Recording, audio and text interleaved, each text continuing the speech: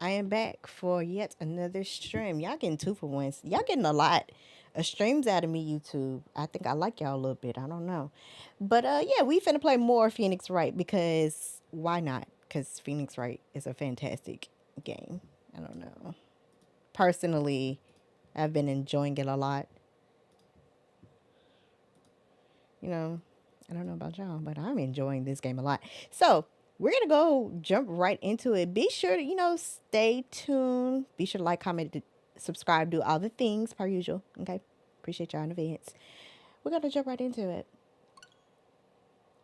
But yeah, easy. Yeah, I'm glad you're more rested. I'm better, but like my throat cords are still a little bit. Thank you for setting the game, Mix. Yeah. Thank you for setting it on kick if you did it on kick as well. Okay. Is we red? Is it booming for y'all?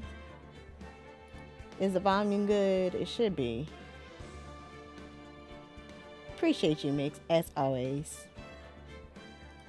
Y'all know what? I got some fire mods. You know what I'm saying? Okay. I have some fire mods. Okay. Child, let's get ready. Is y'all ready? Do I have enough water, first of all? Let me make sure I have enough water. I think I got enough water. I think I'm good. Okay. Think I'm good. I think I'm good on the water. Okay.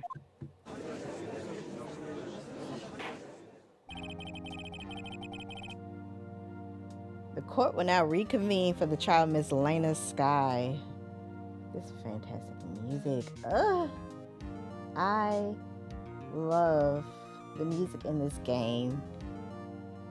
Let's just take a moment to appreciate it. Fantastic.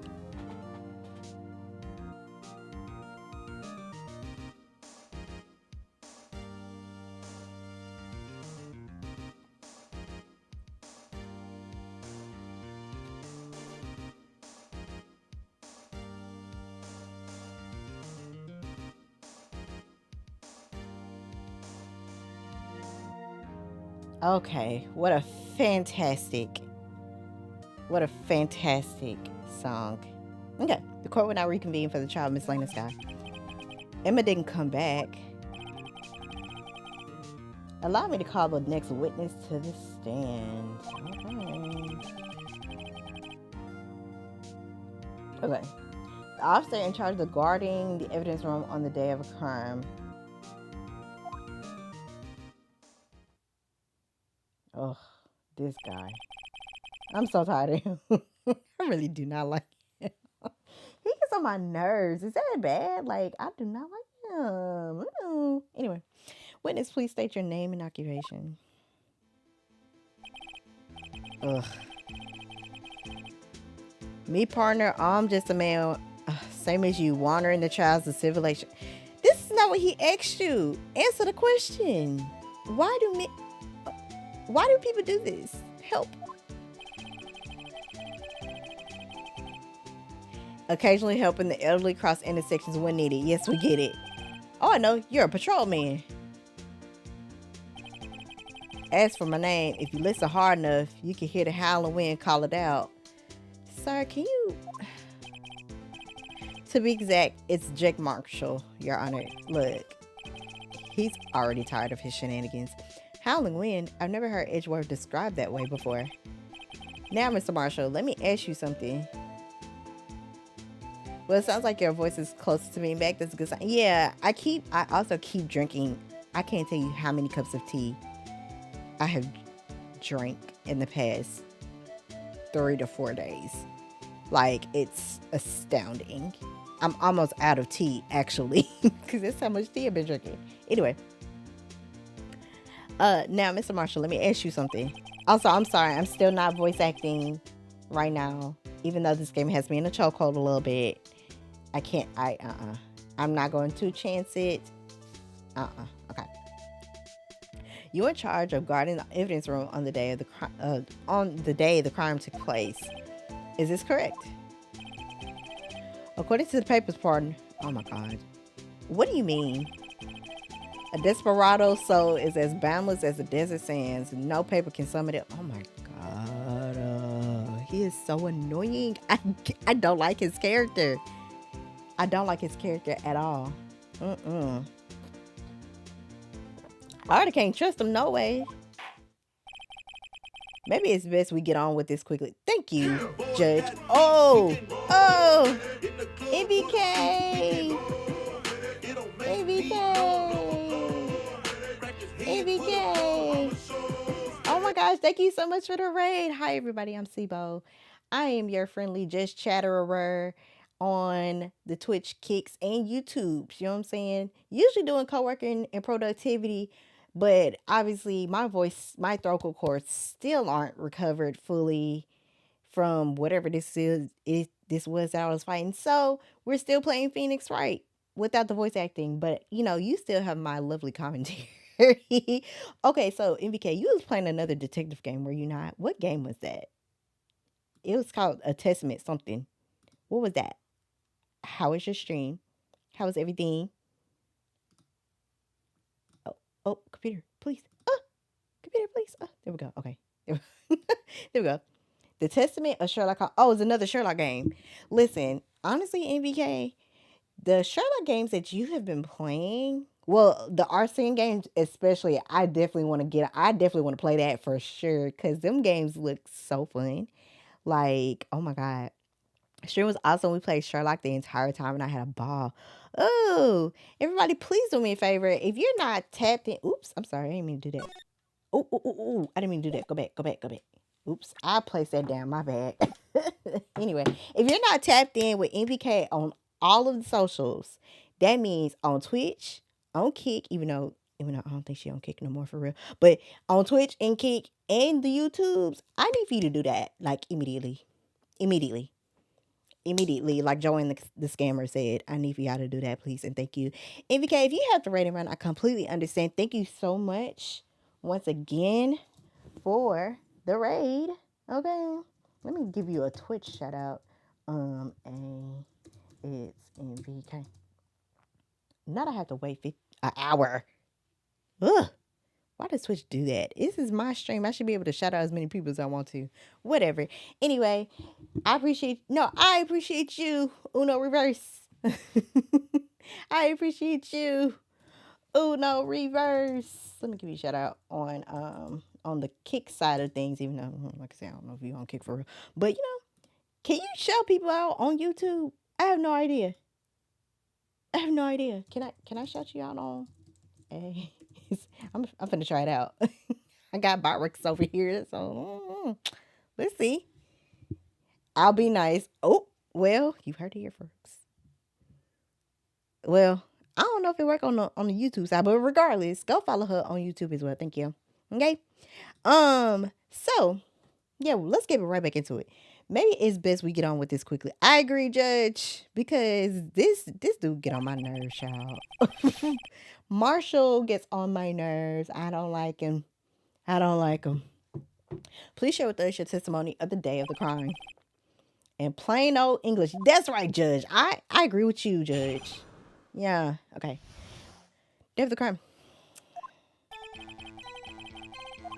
Oh, I didn't mean to go that far. His job was keep a weird eye on something, child. Okay. They said I was supposed to make rounds 3 times a day, but that ain't my style. Besides, the room's protected by 2 security systems anyway. If I remember right, I was at the street side saloon at the time I went down. The street side saloon? What that mean? I'm just innocent traveling man, so if you're out of ammo, it's time I hit the trail. This nignog. He's annoying. I don't like him. Really don't like him, bro. Like, I can't be the only one that don't like this man. I can't be the only one. I don't like him. Okay. I can't say I particularly care for your attitude. Agreed. I can't say I care for your beard, but you don't see me complain. Oh. Sir. You gonna say that to the judge? Like, wait a minute. What do you mean by 2 security systems? I mean, the security cameras and the ID card reader. I reckon even a cowpoke like you knows about those. Yes, well, what about the fingerprint activated locks on the evidence lockers? Fingerprint act.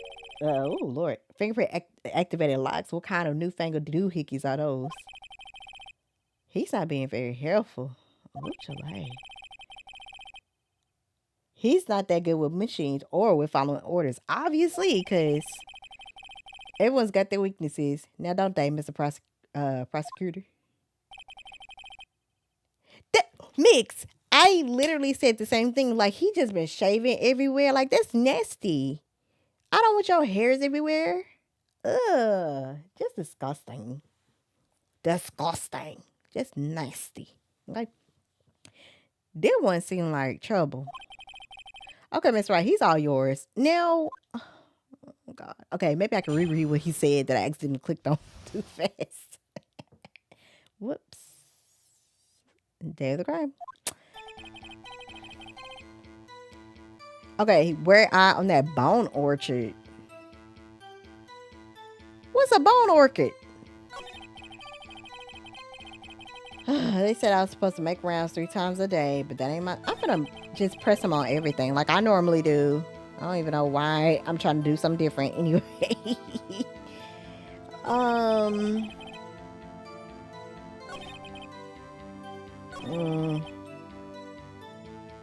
Hold on, what does that mean?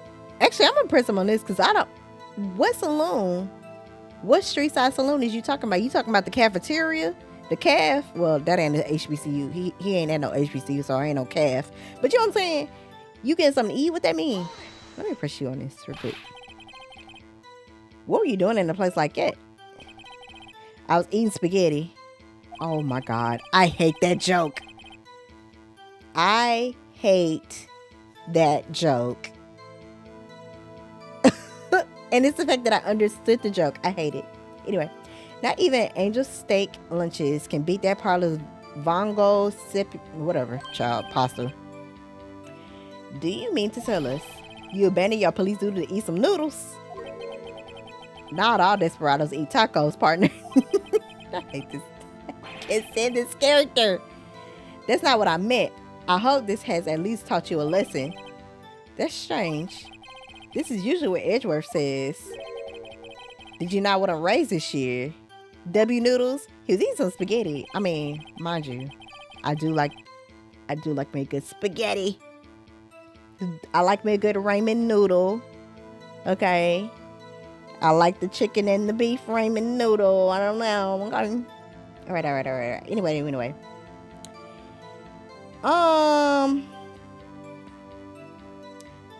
I'm just an innocent traveling man. So if you're out of ammo, it's time I hit the trail. Hold on. I don't trust nothing this man say. Cause why was his fingerprints at the thing? I'm gonna press you on everything, first of all. How exactly did you keep an eye on the evidence room? I just made sure nothing moved in the security camera monitor. That room's so still. Even time dies in there. I was just a caretaker who entered the recordings. You entered them? Videos of nothing aren't that useful. When the time will come, I'd erase the tape. If nothing unusual is recorded, tapes are to be erased every 6 hours. Each time I'd erase a tape, it felt like I was erasing a part of my life. Ooh. Guy has a flair for the dramatic, but it isn't going to do him any good. I mean, so in actuality, you don't physically enter the evidence room. Okay. They said I was supposed to make rounds 3 times a day, but that ain't my style. That man said, screw this. But you made your rounds on the day of the crime, right? Ain't you heard a word I said? I told you that ain't my style. So he said, I ain't do my job because screw y'all. Yeah. I'm afraid I don't understand. No desperado I know lets rules get his way. Oh, this is why you got demoted, my guy. No desperados I know joined the police force. So Officer Marshall, on the day of the crime, just between you and me, I didn't set foot in the evidence room that day. There was a rubber glove stuck in the victim's locker. Do you know anything about it? Sorry, partner. Can't say I do. I haven't been in that crypt in weeks. Ooh, how does this guy avoid being fired? Because he got demoted. Besides, the room's protected by 2 security systems anyway. Well, technically, we already got insight on this, but I'm gonna press anyway. You used to be a detective, so you used the evidence room in the past, correct? Of course. Back in the day, my locker was a gold mine evidence. And yet you didn't know about the fingerprint locking mechanism? Sorry, partner. I ain't good with machines. I couldn't even tell you how a bike works. That's quite incredible. The sensors on the locker handles cannot be seen. It's well known that some detectives are unaware of their presence. Now that he mentions it, Detective Gumshoe said something like that too. Okay. At any rate, it doesn't seem that this is relevant to the crime. Excuse me. Can you tell us what you were doing when the crime took place? Okay. If I remember right, I was at a street side saloon at the time it went down. I pressed them right here. I'm just an innocent traveling man, so if you're out of ammo, it's time to hit the trail. What do I need to... If I remember right, I was at the street side saloon at the time it went down. I'm gonna present... Where his fingerprints at? Because... there's so much evidence in this case. The print had been white. I'm gonna praise it. Yeah. Okay, I got it right because the music stopped, y'all. Okay, wait. Officer Marshall, doesn't it strike you as odd? That is you being called in to testify like this? Oh, no, you quiet. After all, you weren't in the security room at the time of the crime. And yeah, you dragged me down here. Explain yourself, partner. No, you explain your fingerprints. How about that? It's quite simple. You left a very large trail behind at the scene. Or to be exact, a handprint. Yeah. This fantastic music. Anyway. Listen real good, partner. Like I said, I'm the caretaker of that crypt. I pay my respects. That is, make my rounds about once a month. It's only natural my fingerprints would be in there. Oop. I only wish it were, officer. But you see, your fingerprints were covered in blood. Whoa. Witness, what's the meaning of this? Your blood-stained fingerprints were at the crime scene. The blood was wiped away. However, a luminol test clearly revealed this. Well, Officer Marshall? Ugh, I'm so tired of him cutting his daggone beard in there. It seems to me there ain't a person in this room with a head on his shoulders. What? I take it you have an explanation then, Officer Marshall? About the bloodstained fingerprints? Very well, you may begin your testimony about your fingerprints found at the scene of the crime. I'm tired. Bloodstained fingerprints. Hold on. Give me 1 second. Like I said, it's only natural for my fingerprints to be in that evidence room. Hold on. Give me a second. Can I...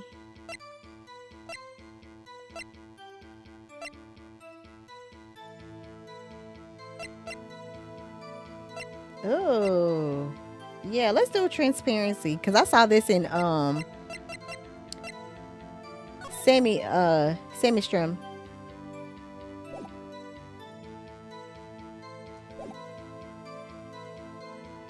Okay, there we go. Okay, I like that better.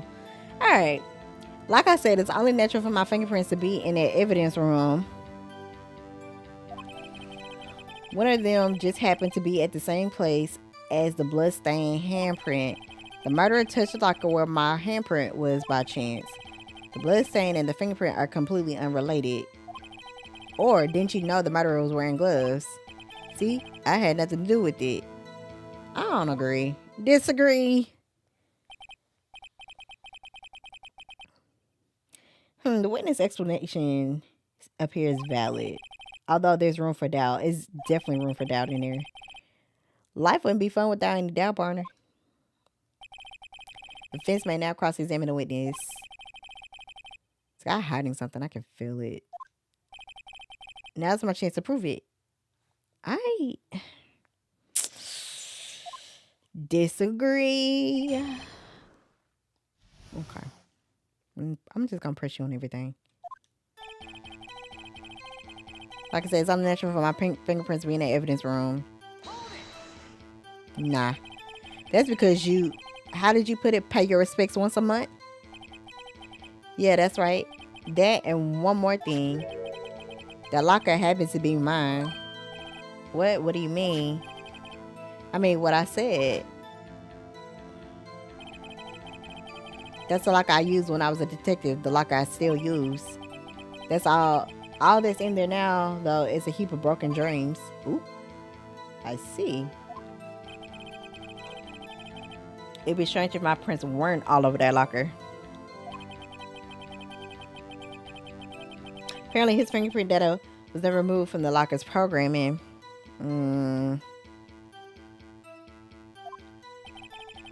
He must have been using the fingerprint lock all this time without ever knowing it. Okay. Okay. Okay. That's fair, I guess.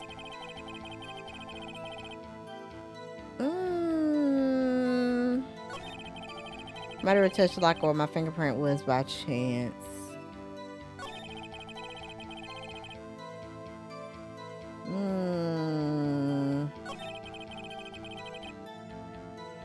How you know that? Let me push you on that. How you know that? Yeah. How you know that? I may be a loner, but I still do my job. I keep up on the reports. There was a blood stain at the scene, thought to be left by the murderer. That's right. It was found on Detective Gumshoe's locker. However, no fingerprints were detected on that handprint.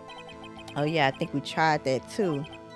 So that would mean the murderer wearing gloves happened to place their hand on top of Officer Marshall's fingerprints. That's the only logical conclusion. Are you starting to get the picture, partner? I still don't trust you. I still don't trust you. The picture. The seal of blood in the desert is just food for the bus. Oh my God. There's only one reality, and that's this. The security tape. Okay. So long as my trail isn't in there, you can't say otherwise. What you mean by that? What you mean by that? This isn't getting us anywhere, Mr. Wright. Please consider carefully where you're going with this cross-examination. Yes, Your Honor. Now then, continue testimony, Officer Marshall.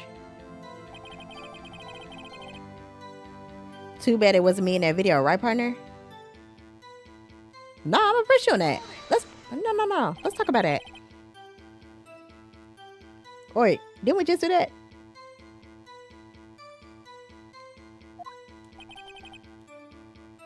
You want me to tie this to the crime? Isn't that right, partner?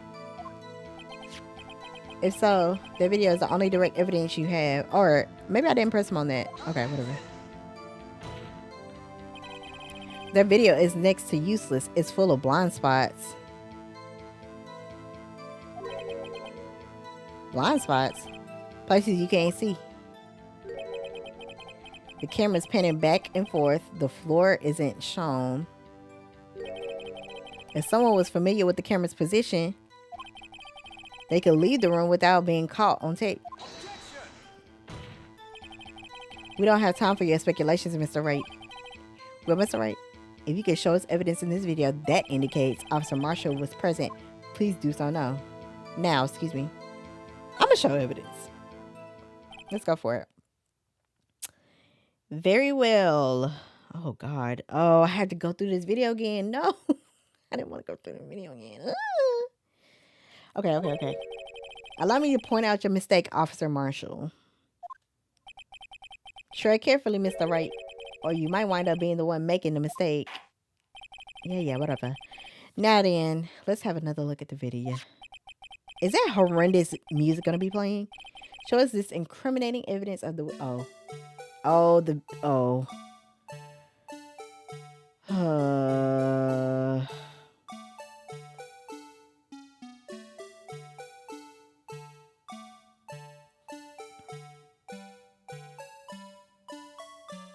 Oh, hey, wait.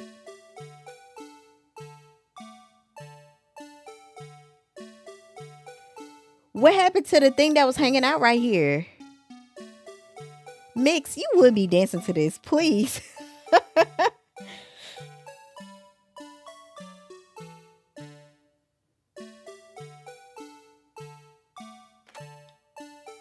Okay, that wasn't. Hold on.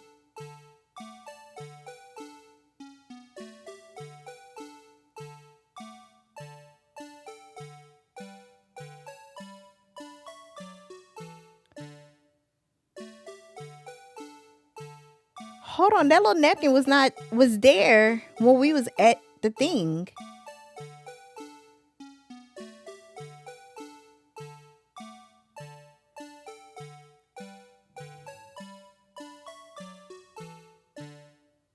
It's still not there. Okay, he knocked out right there.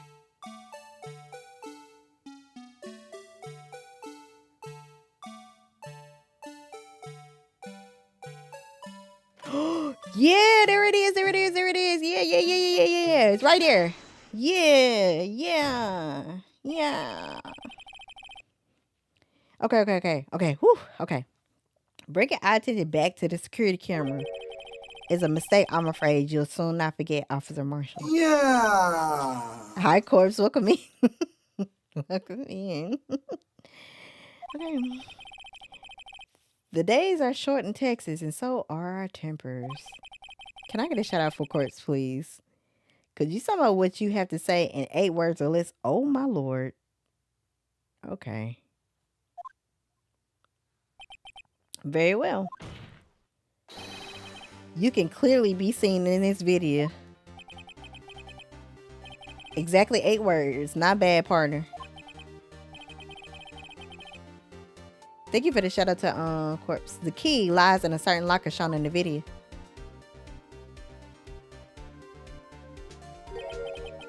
That locker with the white cloth sticking out. That was the witnesses, I believe.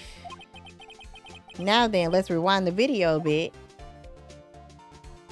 Yeah. Rewind that video. That's right.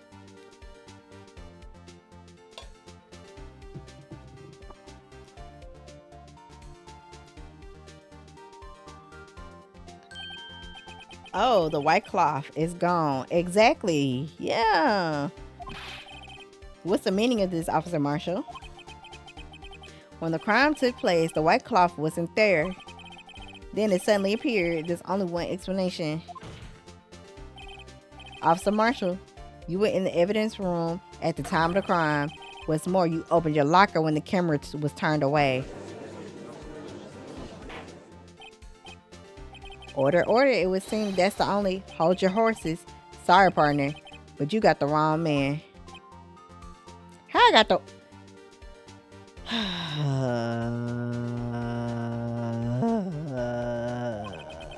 So what if my locker was open? That doesn't mean I'm the one who opened it. The murderer needed to hide something, so he opened the locker and stuck it in. It's not my fault he happened to choose mine. Okay, but like, that doesn't make sense because your joint was not open. Your joint was not lit up like the other one was. He lying. Nope. Disagree. Why is everyone staring at me like I'm a wanted man? This guy isn't just playing dumb. He really doesn't know. I hate to rain on your parade, but you're the only person who can open that particular locker. Oh yeah? I call your bluff. You say I opened that locker. Now prove it. What do I prove? Oh.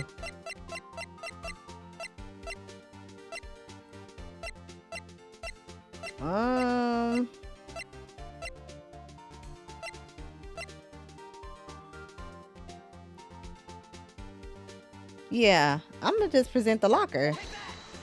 Yeah. A fingerprint sensor? We talked about this earlier today.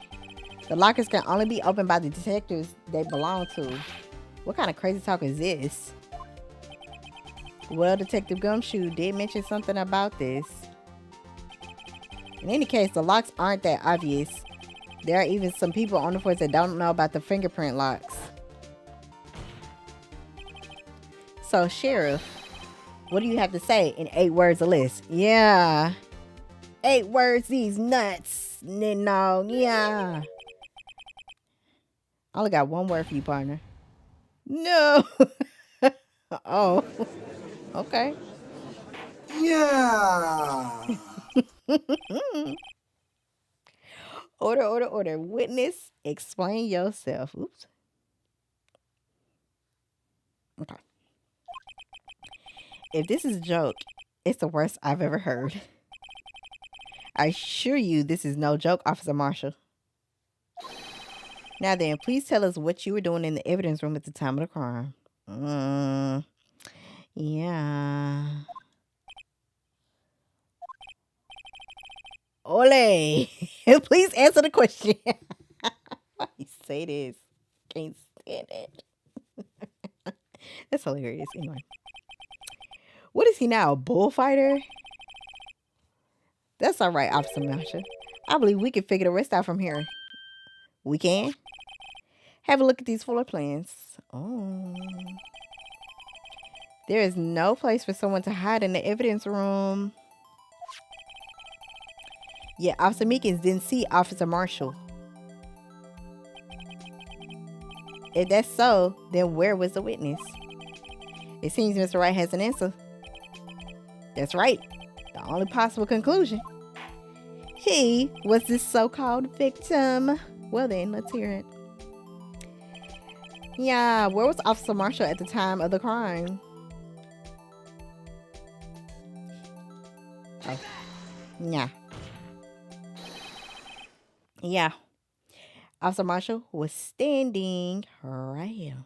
Hold on. People are texting me.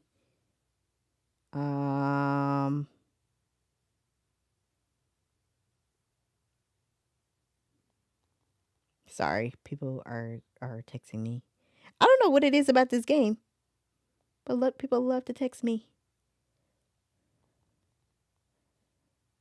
Okay. All right. Officer Marshall was standing right here. Not objection. Player, please. I'm tired. No, I'm not talking about you. I'm not talking about you. Player. Not talking about you. Not talking about you. Okay. There, but that's where the victim, Detective Goodman, was. Correct. Unless the man wasn't Detective Goodman. I believe the victim in the video is Officer Marshall. It was you dressed up like Detective Goodman. Ain't no objection. That's preposterous. Officer Meekins witnessed the detective at the crime scene. Once he saw the man's face, he'd know for sure. May I point out, though, that Officer Meekins did not know Detective Goodman. He also testified about the man's reaction when confronted. When I entered the evidence room, I asked him to show his card, sir. Yes, and how did Detective Goodman respond? He suddenly put a knife on me. Something about the officer's story puzzled me. If the man had his ID card, why didn't he just show it? Yes, he would have needed it to enter the evidence room, so he must have been carrying it. The answer is simple. He couldn't show it. Because then he'll know. Yeah, as you can see, Detective Goodman's picture is on his ID card. Oh, I get it. If he showed that, his cover could have been blown, or would have been blown, rather. Officer Meekins would have realized the man wasn't Detective Goodman. Do you have anything to say to this, Officer Marshall? Yeah. You got quite an imagination, partner. You sure? Because you showed chomping on that piece of whatever that is. Is that leather that you chomping on? We got a term for that. It's called circumstantial evidence. Thank you for the biddies plan. Circumstantial evidence? He's still denying it. You're going to have to do better than that to break a detective. Oh my God. Unless you have hard evidence proving I dressed up as a victim. I'm tired. I can't say I particularly care for your uncooperative disposition. I can't say I care for your beard, but you don't see me. Okay, you gotta come back with a better comeback, Officer Marshall. You gonna have this horrible attitude. You need to have a better comeback. Well, Mr. Wright, do you have any evidence proving beyond a shadow of a doubt that Officer Marshall dressed up as the victim?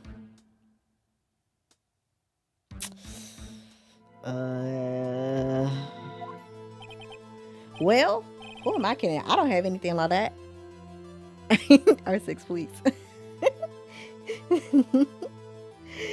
Oh my god. Okay. I can see the fear in your eyes. Oh, okay. Hold on. What can I use? I don't know what I'm going to use. Okay. I can see the fear in your eyes, partner. Seems you're the one who couldn't take the desert heat. Who actually read that right instead of saying dessert? Hey, I still want some ice cream for whatever reason. Regardless. This can't be happening. It's so obvious he's the one. What can I do? Edgeworth, you about to step in? Oh, this Ning-Nog. Okay. It looks like your lack of experience has finally been exposed. I passed on to you what someone told me when I was just starting out. When you run into a wall with no place to go, return to the basics. Oh, he actually helping me. Never mind. Maybe he actually helping me. Now, Edgeworth. Right, please? Maybe he actually helping me. I don't know. The basics. For me, that would be what Mia used to tell me. The lady with the big titties. R.I.P. girl, I guess. Phoenix, try thinking outside the box. I shouldn't look for proof that Officer Marshall was in disguise. But rather, I should look for evidence that came about because he was in disguise. Oh. Okay. Why do you think this locker was open in the first place? What do you mean? There's no reason for Officer Marshall to open his locker at the time of the crime. Yet he did, despite the chance it might be discovered later as it has been. Which means he didn't originally plan to open his locker. According to the defense argument, Officer Jack Marshall dressed up as Detective Goodman at the time of the crime. Then after the crime was committed, he opened his own locker for some unknown reason. The fact that a white cloth is sticking out of the locker seems to indicate that he opened it in order to put the cloth inside. So, just what exactly is this piece of cloth? Perhaps the video is the key to all of our unanswered questions. What? I don't have any evidence, so this video is my only shot. Oh God, is it gonna play this music again?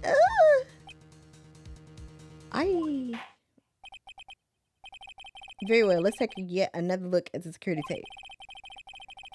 After committing the crime, the witness opened the locker to put away the white cloth. Excuse me. Please show us why the witness had to open the locker.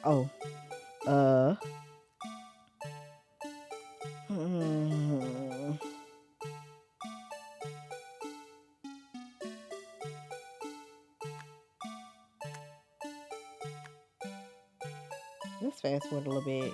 Let's wrap this up. We see Meek is right here.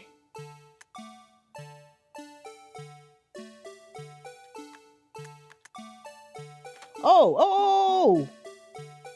Wait! I didn't even see that before.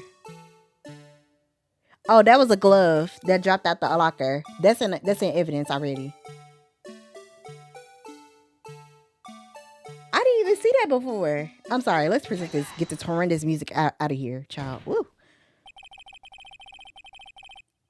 Okay. For some reason, you disguised yourself as Detective Gummy and entered the evidence room, though I don't know I don't know to what end yet. Sorry, my bad, child. These sentences be whooping me sometimes. I'm sorry.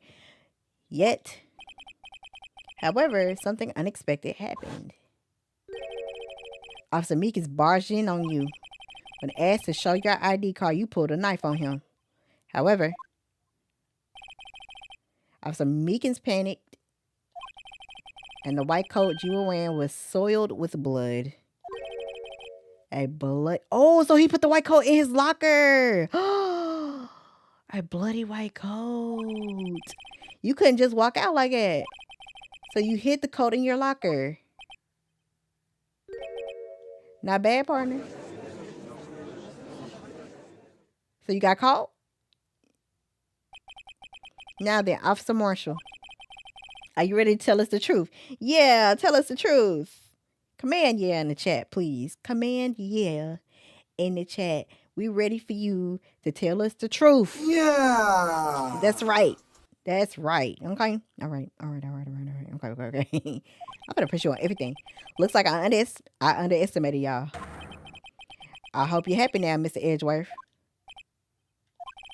2 years ago, if you were only half as persistent then as you are today, we all wouldn't have to be here now would we? What? So this was for revenge. I was right. Okay, hold on. Officer Marshall, tell the court what you did, all of it. All right. It seems the time has come. Oh my God. Okay. Marshall's confession. We ready? I had to do it that day. I couldn't just stand by and let it die. I saw the detective's ID, and just like him, I planned to take out the evidence. I wasn't expecting Officer Meekins. I knocked him out and managed to escape. I knew which areas wouldn't be caught on the camera. There wasn't any murder in the evidence room at 5:15. So the supposed victim was really you. But there's one thing I still don't understand. Traces of a large quantity of blood were found on the floor of the evidence room. If no one was murdered, then how could that be? Officer Meekins managed to cut his own hand. My guess is he's the donor. I mean, that makes sense. It was way too much blood for such a small donation. This is Meekins that we talking about. And you don't know how much people be bleeding for real. Okay, I'm finna press them on everything. Press. When you say it, you mean... Do you even have to ask, partner? The SO9 incident. 2 years have passed since that case was closed. It was going to completely end with the transferal that day. Not if I have anything to do with it. Oop. The incident's not over. But what you did, you hope to accomplish by sneaking into the evidence room? When a case is closed, only that case's lead detective can look through the evidence. I wanted to have a look at it myself one more time. No matter what the cost. I don't care what anyone says, partner. That case is mine. Oh. But Officer Marshall wasn't in charge of that investigation. Why does he care so much about it? I mean, that's what got him demoted. That day was my last chance. That's why I saw the detective's ID and just like him, I planned to take out the evidence. Press. Why did you disguise yourselves as Detective Goodman? If I didn't make it look like Goodman was carrying out the evidence transfer, I'd be arrested for stealing evidence, which wouldn't get me anywhere. So you did it to fool the security camera. And the detective's ID card. I saw that the morning of the incident. So that really was why Goodman started filling out that lost item report. I returned his ID card. I left it on the floor in the prosecutor's office parking lot. Why would you do that?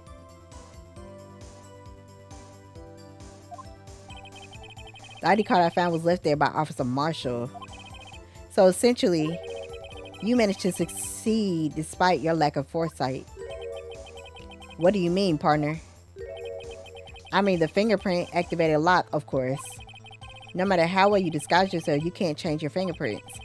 Under normal circumstances, you wouldn't have been able to open that locker yourself. But he could because a rubber glove just happened to get stuck in the door.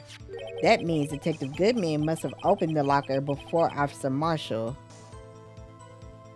Okay. I wasn't expecting Officer Meekins. I knocked him out. You pulled a knife on Officer Meekins and tried to drive him off? Let's just say I was a little surprised. I only planned on being in the evidence room for no more than 5 minutes. So, did he cut him with the same knife that he's shaving with? That's disgusting. Anyway, I didn't think anyone would actually come in during that short time. Officer Meekins certainly is a one-in-a-million type of person. Mistaking a detective for an intruder and demanding to be shown his ID. I had to think a little more about his raise this year.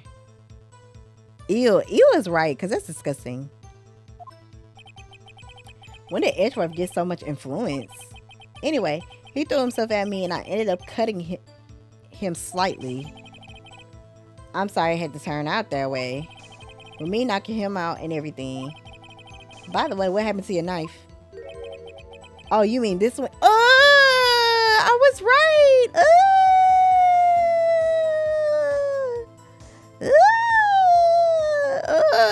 That's so nasty. That is so nasty. That is disgusting. You don't know what that man had. Or you don't know what Marshall got. Oh. I don't know what to say. That is, you can say that's nasty. You can say that's disgusting. That's what you can say. Huh.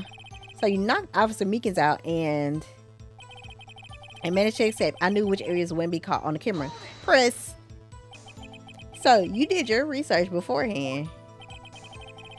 Those who go into the desert unprepared don't live long part. Oh my God. I didn't think it would make a difference though. The security tape is erased every 6 hours. If all had gone as planned, no footage would have been left. Excuse me. He trying to be nice. Silky, please. However, you bloodied your coat and your struggle with Officer Meekins. If someone was in the security room when I came out, the jig would have been up. I opened my locker and stashed it in there. What was Officer Meekins doing during that time? What else? He was sleeping like a baby.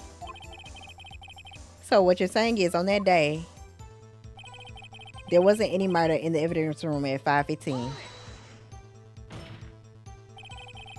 But the blood found at the scene certainly indicates a crime took place.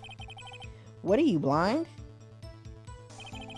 The victim shown on that tape is me, and I'm not dead yet, partner. So you stole the evidence from the locker? Actually, no, I didn't. Why not? When I opened the locker, the evidence was already gone. What? What, Mr. Edgeworth? Where is the evidence? It's still missing, Your Honor. Is it not the knife that is now a part of the case? Detective Goodman's locker was already empty. Someone else stole the evidence. Officer Marshall, may I ask you one thing? Fire away, partner. It's a free country. Just remember, I'm also free to decide whether or not to answer this. Oh my God. Why did you do this? Stealing a detective's ID, injuring a police officer. Wait, technically he already answered this, right? Oh, okay. This is no small offense. Moreover, you're an officer yourself. This will have serious consequences. It can't just be forgiven with a simple cut in salary. Not that salary cuts are ever a valid solution. They are not. Like I said, this isn't your case. This one is mine. And I'll do anything it takes to get an answer I'm satisfied with. The witness has an unusual amount of zeal. Let's hear more.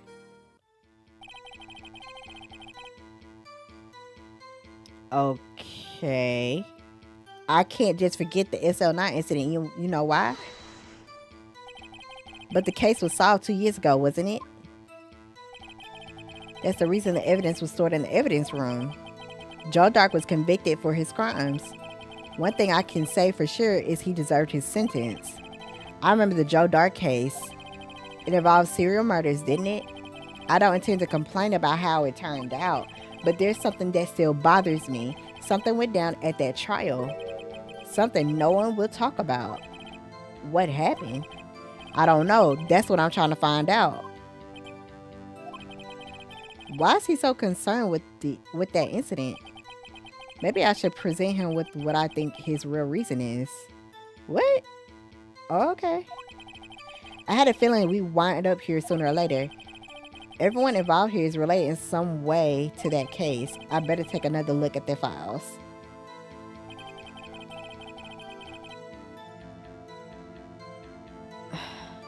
I had to do it that day. I couldn't just stand by and let it die. Okay. Okay.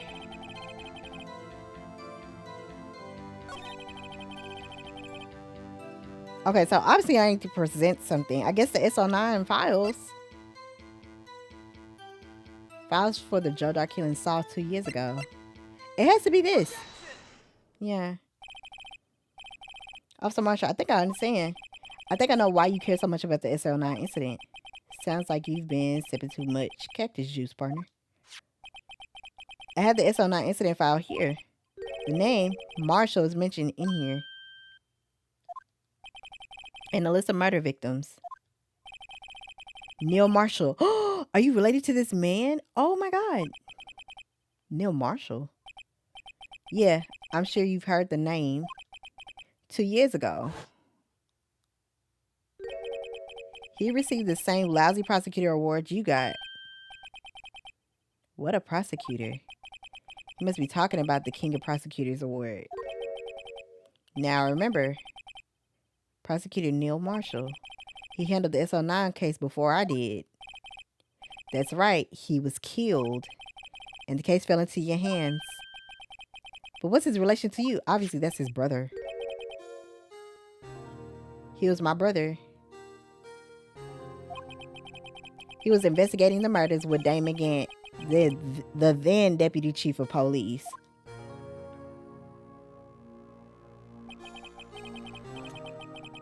The group of detectives I was part of worked under them.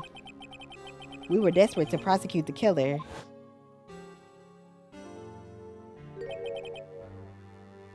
Joe Dark looked strangely like Gant. Joe Dark. My brother fought Dark and was killed. That was the first time Dark left behind any evidence. That was all we needed. Okay. He was arraigned and incarcerated. The case was finally closed, at least according to the public records. What do you mean? My brother couldn't have been killed by Joe Dark. I knew my brother better than anyone. No one could have beaten him in a fight. And that's it? That's your reason for your insane actions? There's more to my brother's death than what the records say. No matter how much you try to hide it, you can't fool me. Okay. Well, at least one thing's for certain. Now we know what happened at the police department on the day of the crime. Okay. That was the last that the SO9 case could be reopened. Not satisfied with its resolution, Officer Marshall planned to steal the evidence. Disguising himself as Detective Goodman, he entered the evidence room.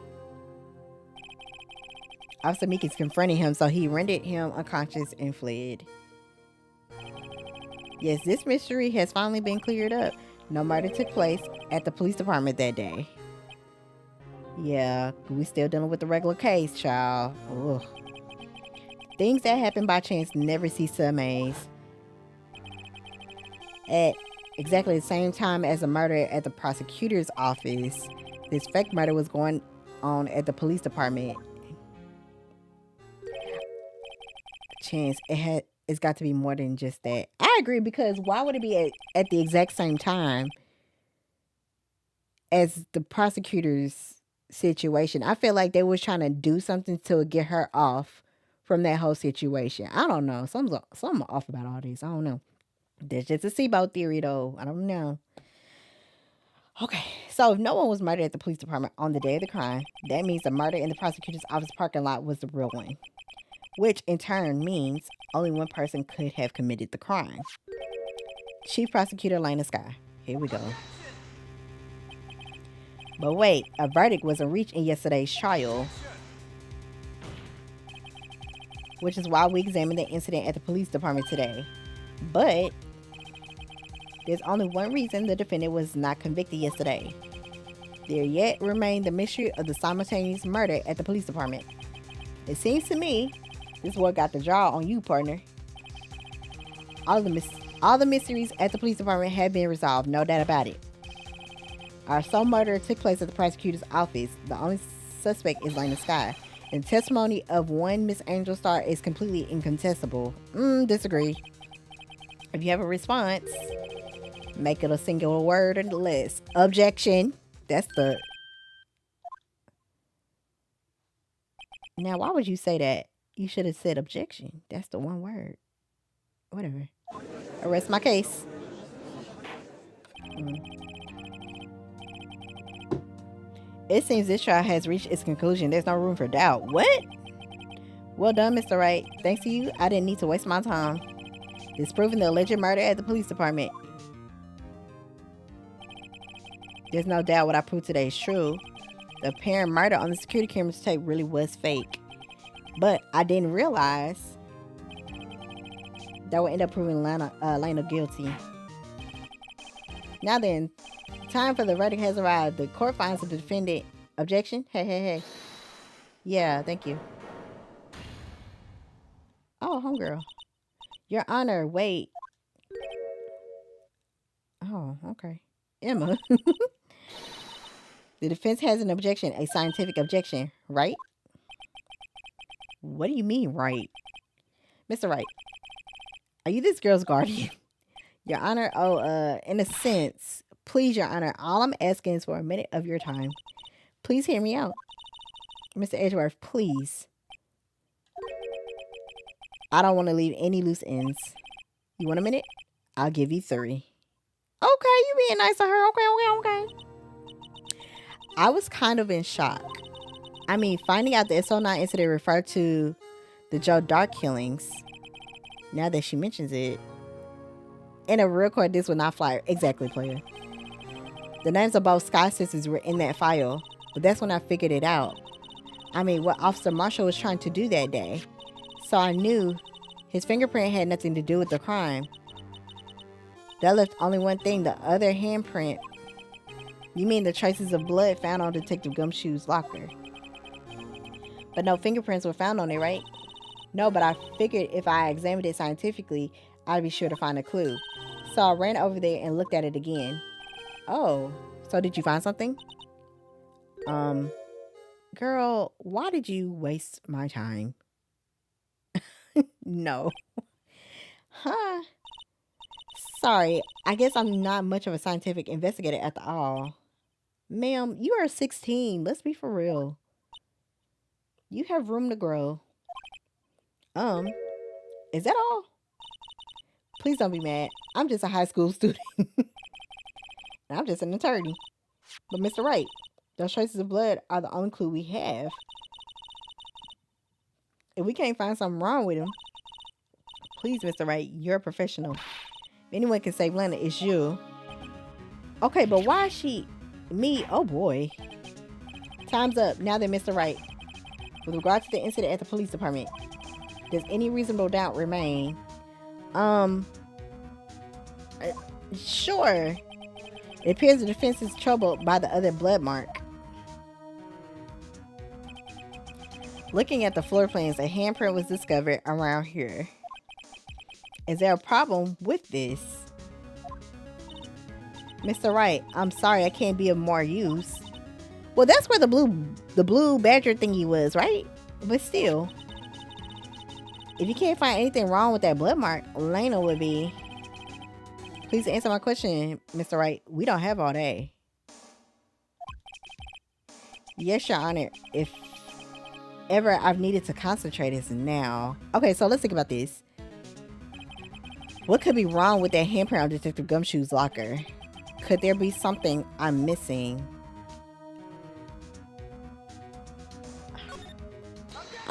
Obviously, I'm going to object, but this handprint left at the crime scene clearly shows a contradiction. How, though? That's what I'm... Only thing that seems clear is your grasping, Mr. Wright. You've been staring pretty intently at those floor plans. Tell me, is there a problem with them? Yes, this is strange. Take a good look at these floor plans. Something is missing. Missing? You mean something hasn't been drawn on there? Yes, something that when drawn will completely change the meaning of the blood mark. Well, let's pray the defense isn't simply trying to buy time. Okay, very well, Mr. Wright. Excuse me. All this evidence here. There's gotta be something I can use. The question is, which item can prove something is missing on the floor plans? The only thing I can think of is that daggone blue thingy. That blue, this here. That's the only thing I can think of. What about that piece of plywood? Now he back in the stand? Okay. The blue badger, mascot of the police force, defender of truth, guardian of proof. Okay. Okay. Is it in a butcher shop? No, Silky. Explain yourself, Mr. Wright. Child, I don't know. I'm reaching I'm grasping for straws here. Child. Please look at the floor plans of the crime scene. The blue badger is not there. It's not here. So watch what happens when we put him in. This is where he was dancing at the time of the crime. Well, what?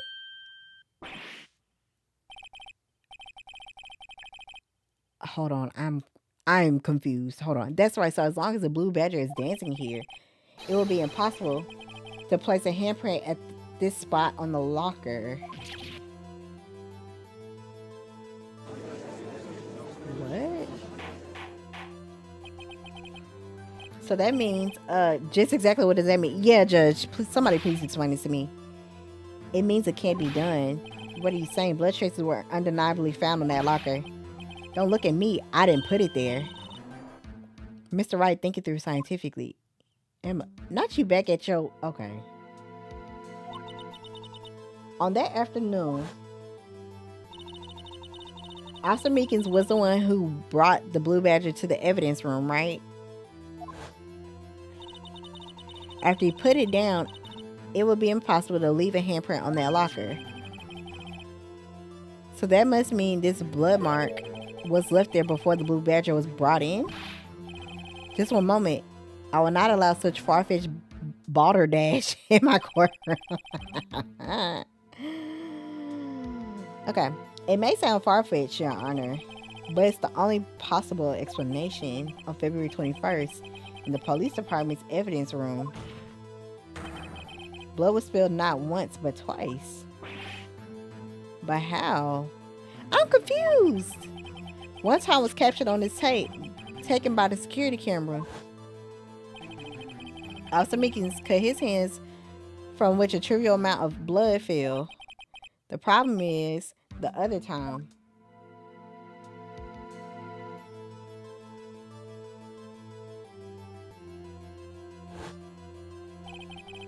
someone bled prior to the struggle being shown on this tape. It had to have been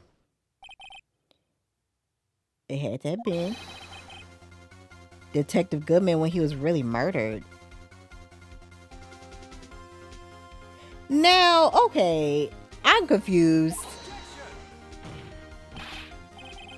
That's ridiculous. I refuse to accept your absurd claim. The murder portrayed in the security tape has been proven to be a fake.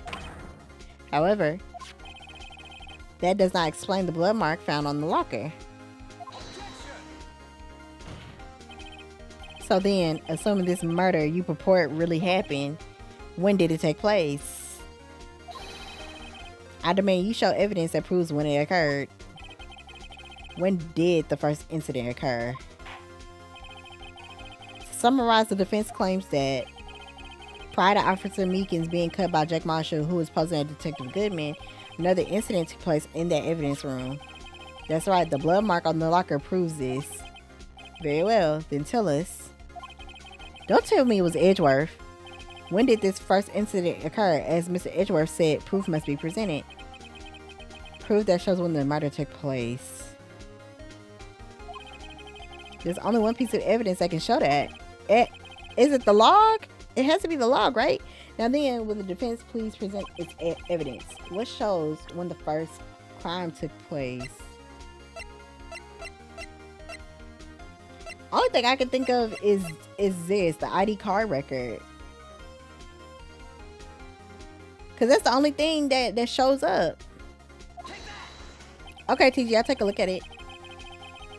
If the crime took place inside the evidence room, then the killer would have had to enter it. And in order to do so, an ID card would have been required. An ID card. Oh, the ID card record. Hi, how are you? Thank you so much for the follow. Welcome in. How you doing?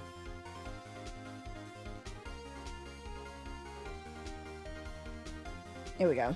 Sorry. Okay. Officer Meekins brought the Blue Badger panel into the evidence room at, let's see here, 4:50 p.m. If the crime took place before that time, then it would be 4:40. Oh, I knew it. I knew it was going to be Edgeworth.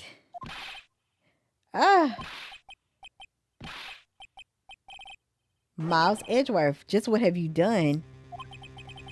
I never would have figured you had the nerve, boy. Drop the act, witness. It doesn't take a lot of thought to figure out it couldn't have been me. Nope, I ain't getting it. I'm afraid I don't understand either.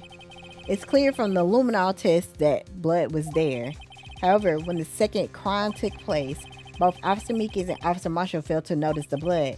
That means the blood from the first crime was wiped away by the real murderer. I would have had just 10 minutes to murder the victim, carry his body away, and clean up the blood. Unfortunately, that's physically impossible, right? That would mean the crime must have taken place before Mr. Edgeworth entered the evidence room. So it had to have been the guest, the 777. Let's look at the chart again. There's only one other card number remaining. Yeah, so that was a guest. Obviously, it was a guest. Talk about a lucky number. But wait, that doesn't make sense. How could Detective Goodman have entered the evidence room, since there's no record of his card being used beforehand? He must have entered along with the real murderer. That's the only plausible explanation. He went in with 77, yeah. Mr. Edgeworth, please look into this ASAP. Find out whose ID number is 7. That's 1 7 too many, Your Honor. Unfortunately, I'm unable to look up the owner of that ID card, at least at present. What? Explain yourself, son. ID number 7 belongs to someone with the rank of captain or higher. Someone who is a so-called executive officer. Ooh. We don't have the authority to acquire into such a person's identity. You do now? It's a part of a case. That's ridiculous. Just how... I'm not finished talking, Mr. Wright. Oop. There's one situation in which we can be granted such authority. If an official charge filed against an executive is accepted. An official charge. You're all alike, aren't you? With your cover-ups and your forgeries. That's how the prosecutor's office operates. Ooh. I take pride in my work, Officer Marshall. I would appreciate it if you would keep your slander to yourself. I know that's right. Slander, is it? Okay, let me ask you a question. Yeah? No, not you. To her, the defendant sitting over there. Your own little executive. Oh. Don't be stupid. She's been charged with murder. Of course, we've looked up her ID number, and it's not 7. Don't play with me for a fool, partner. That's not what I want to ask. All I want to know is one thing about that incident. That Sonar incident. Answer me this, Chief Prosecutor. In that trial 2 years ago, did you really only use legitimate evidence? Oh. Oh, she's on. Ooh. Okay. Do you need the witness to repeat his question, Chief Prosecutor? I heard him fine, Mr. Edgeworth. 2 years ago, I was in charge of the prosecution for that trial. At the time, we felt the powerlessness of the law. At least, I did. Lena. I became a prosecutor in order to suppress crime with the law. But before I realized it, we were the ones being suppressed by the law. Defendant, just what are you saying? I'll ask you again, Chief prosecutor. Not they switching. During that trial 2 years ago, did you really present all the evidence in court? Can you look me, an investigator in that crime, in the eye and say that you did? Chief prosecutor, you didn't. I don't have to, Officer Marshall. Why won't you answer him? Drastic crimes require drastic measures. That's just the way it is. We did what we had to in order for him to get the verdict he deserved. But Lena, even if it involved forging evidence.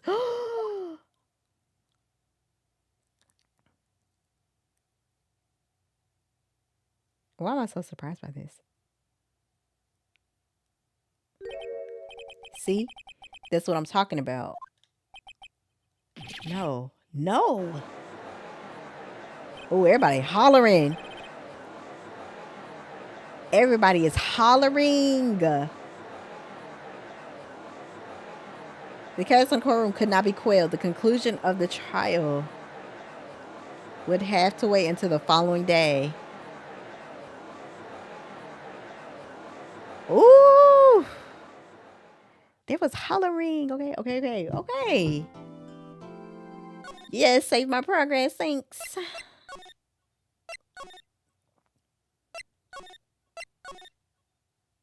Wow.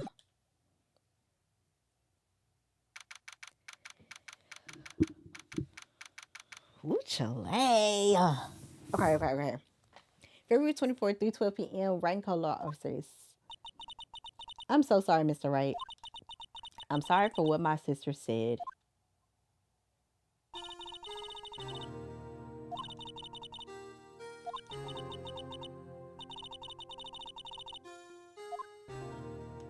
Wow.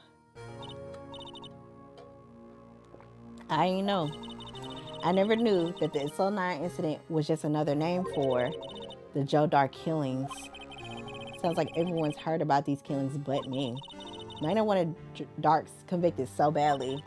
That's why she used me. That's why she used what happened to me. What? What do you mean what happened to you? It's all there in the file. Joe Dark's last victim was Prosecutor Neil Marshall. When he murdered Officer Marshall's brother, he left behind an incriminating piece of evidence. But what did you have to do with those killings, Emma? On the night Prosecutor Neil Marshall was murdered, Joe Dark tried to kill me. He tried to kill you? Officer Marshall's brother, Neil, was only trying to save me. So that means you... Yes. I was a witness in the Joe Dark trial. I didn't see that one coming. Oh, we gotta talk. It happened 2 years ago. It was right about this time of the year, too. There was a terrible thunderstorm that day, unusual for the season. I was alone in my sister's office. We were planning to eat dinner together once she finished her work. Hey, King of the Misfits, welcome in. How you doing? Came in with MVK Ray. Noticed you playing one of my recent favorite games. Yeah, this game is fantastic. Welcome in. How you doing today? Okay.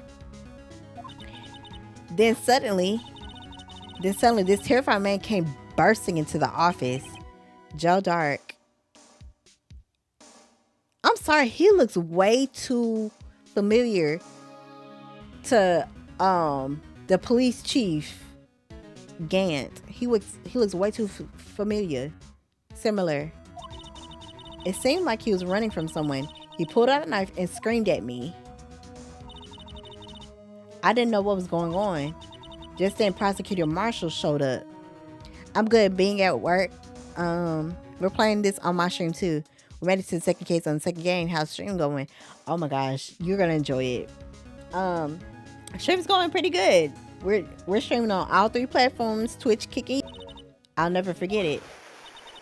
Lightning struck and the lights went out. Suddenly, a bolt of lightning flashed outside the window, lighting up the office for an instant. What I saw then burned a permanent picture in my mind. I can still see it now. A permanent picture. Okay. I don't remember the moment when Dark stabbed Mr. Marshall. So you weren't able to testify about that? No, I was only asked about when I was attacked. That must be why she made up the crime. Made it up? You mean provided bogus evidence? The prosecutor's office wanted that guilty verdict so badly.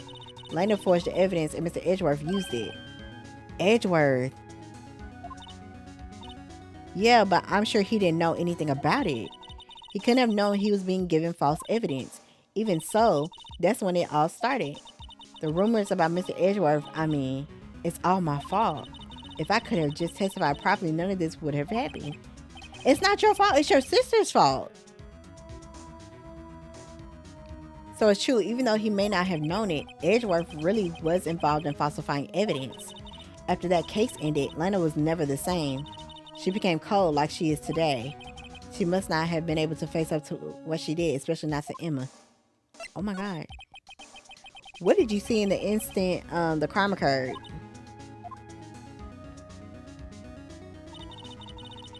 Dark knocked down Mr. Marshall and raised his knife.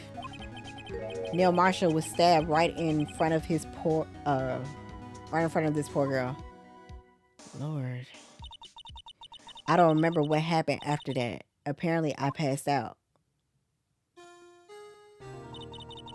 When I came to, Lena was cradling me in her arms. Poor Emma, you've been through so much.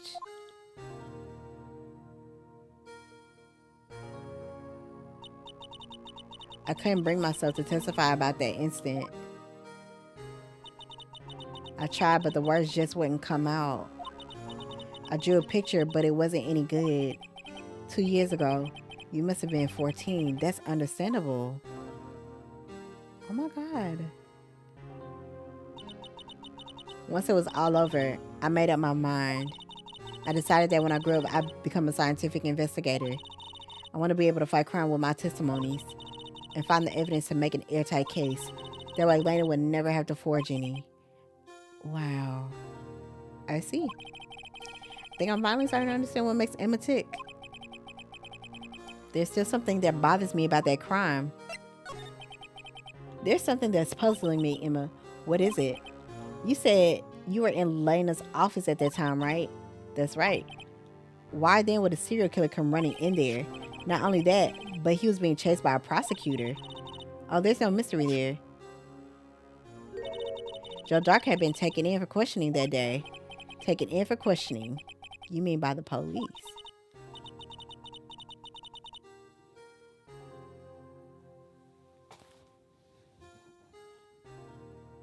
Give me 1 second, y'all.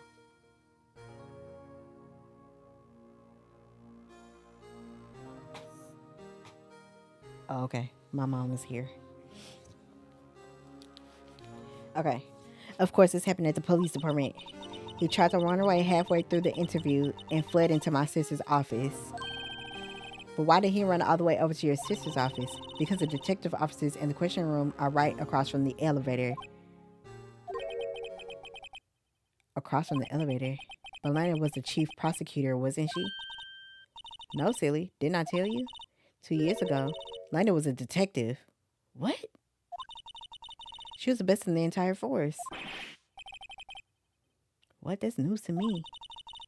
After the Joe Dark case, she was transferred to the prosecutor's office and made chief prosecutor. Lena used to be a detective. I better have another talk with her. Okay.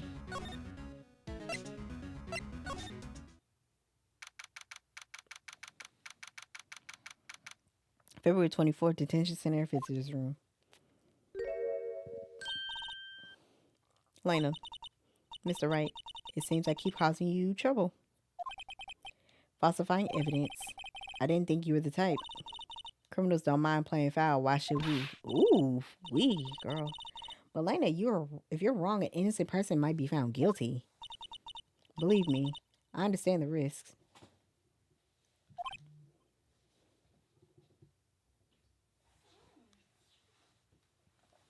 1 second, y'all.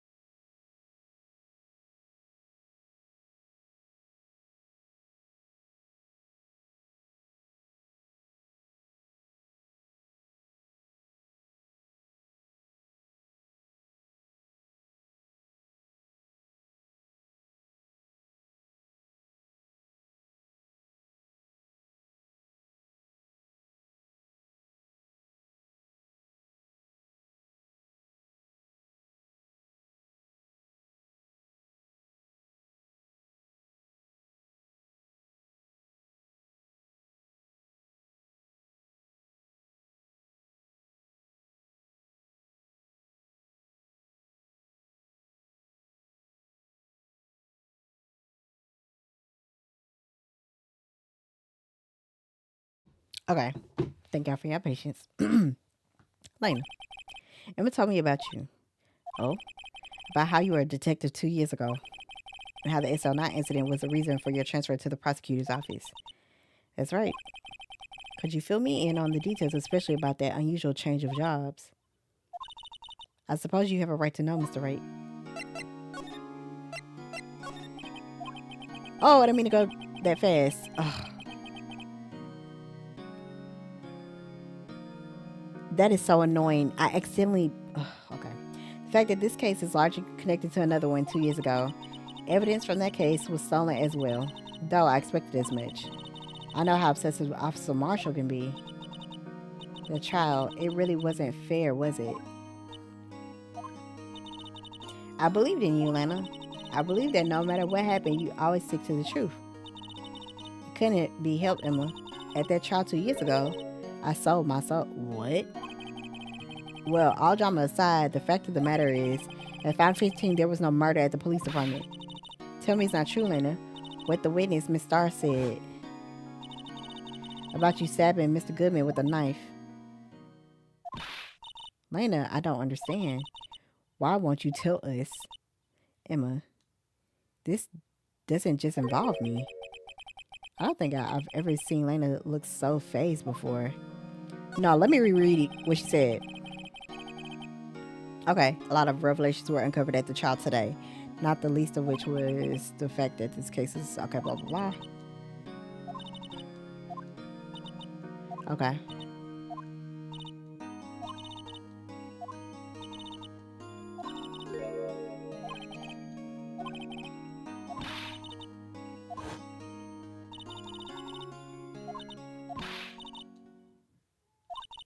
Okay.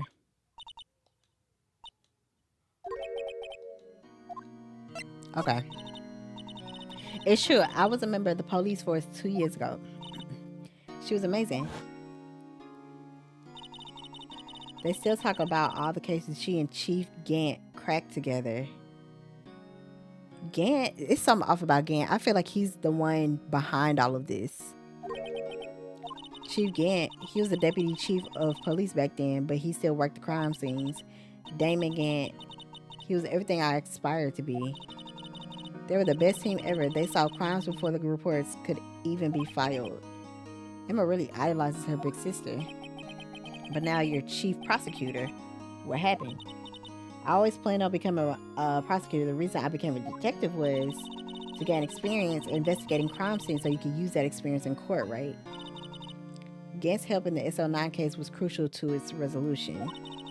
After that, he became chief of police and arranged my transfer to the prosecutor's office. Maybe I should ask more about this investigation of theirs 2 years ago. Okay. 2 years ago, I was second in command on the detectives investigating Dark. Excuse me, second in command. That means the investigation lead was Damon Gant, right? Yes, Deputy Chief Gant and I shared the same office and the same investigations. They even had the same office. We led a team of the best detectives on the force. Detective Goodman, whose case it was Jack Marshall and Angel Starr. It was the first time Marshall worked with his brother. He was quite gung-ho. Without a doubt, Joe Dark was a serial killer. We asked him to come in for questioning. We were desperate for evidence.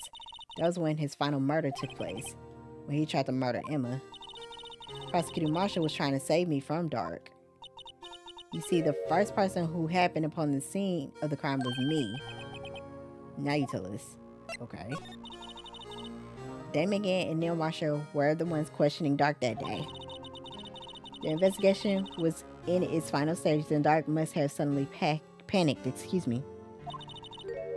So he waited until Gant and Marshall let their guards down, then fled the room. From there, he ran straight to the office shared by Deputy Chief Gant and myself. That's where he found me. So you were the first person to run to the scene, Lana. It appears so. I was filing some papers while Gant and Marshall were questioning Dark. Then I returned to my office. I saw 3 bodies on the floor and smelled blood.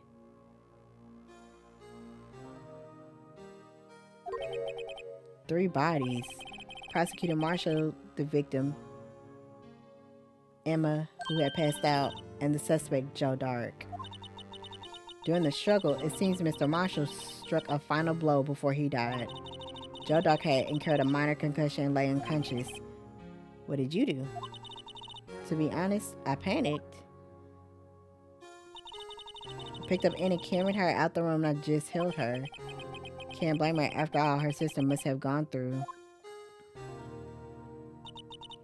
After that, I placed Dark under immediate arrest. Let me get this straight. You were all involved in the SL9 incident.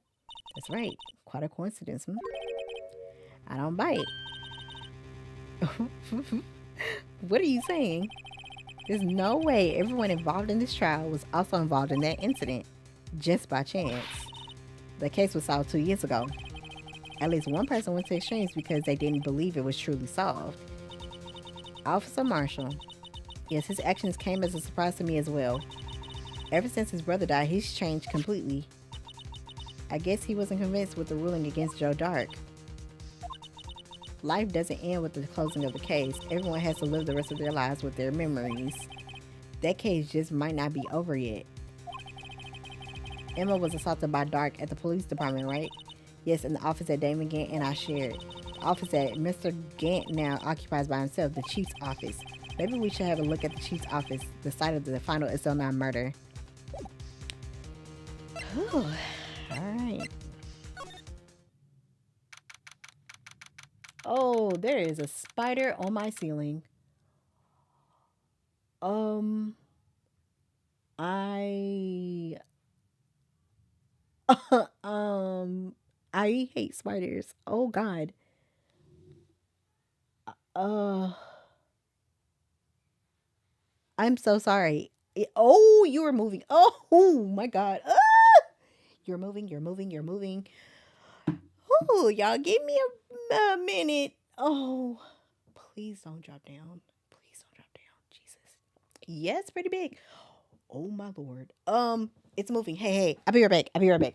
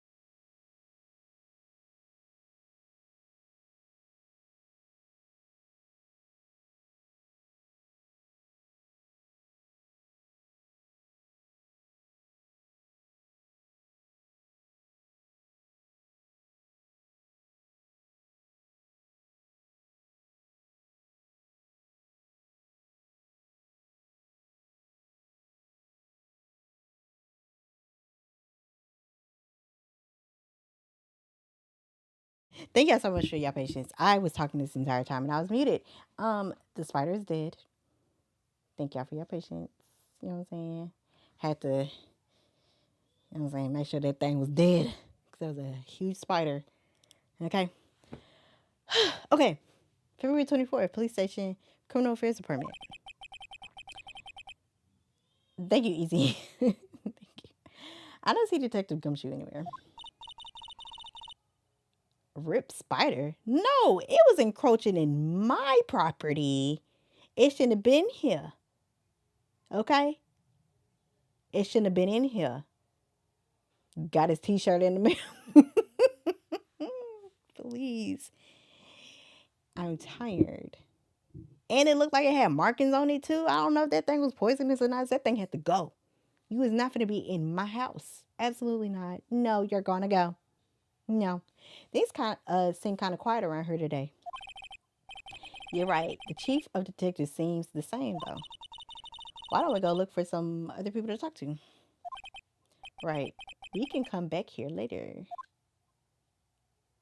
I'm gonna talk to you anyway. Let me talk to you. There must be the chief of detectives. He's still staring at the screen so hard in my shutter. What? Dark case may have been fabricated. That's what I thought all along. I just never bothered to tell anyone. Now there's a guy who cares about his work. Oh. Okay.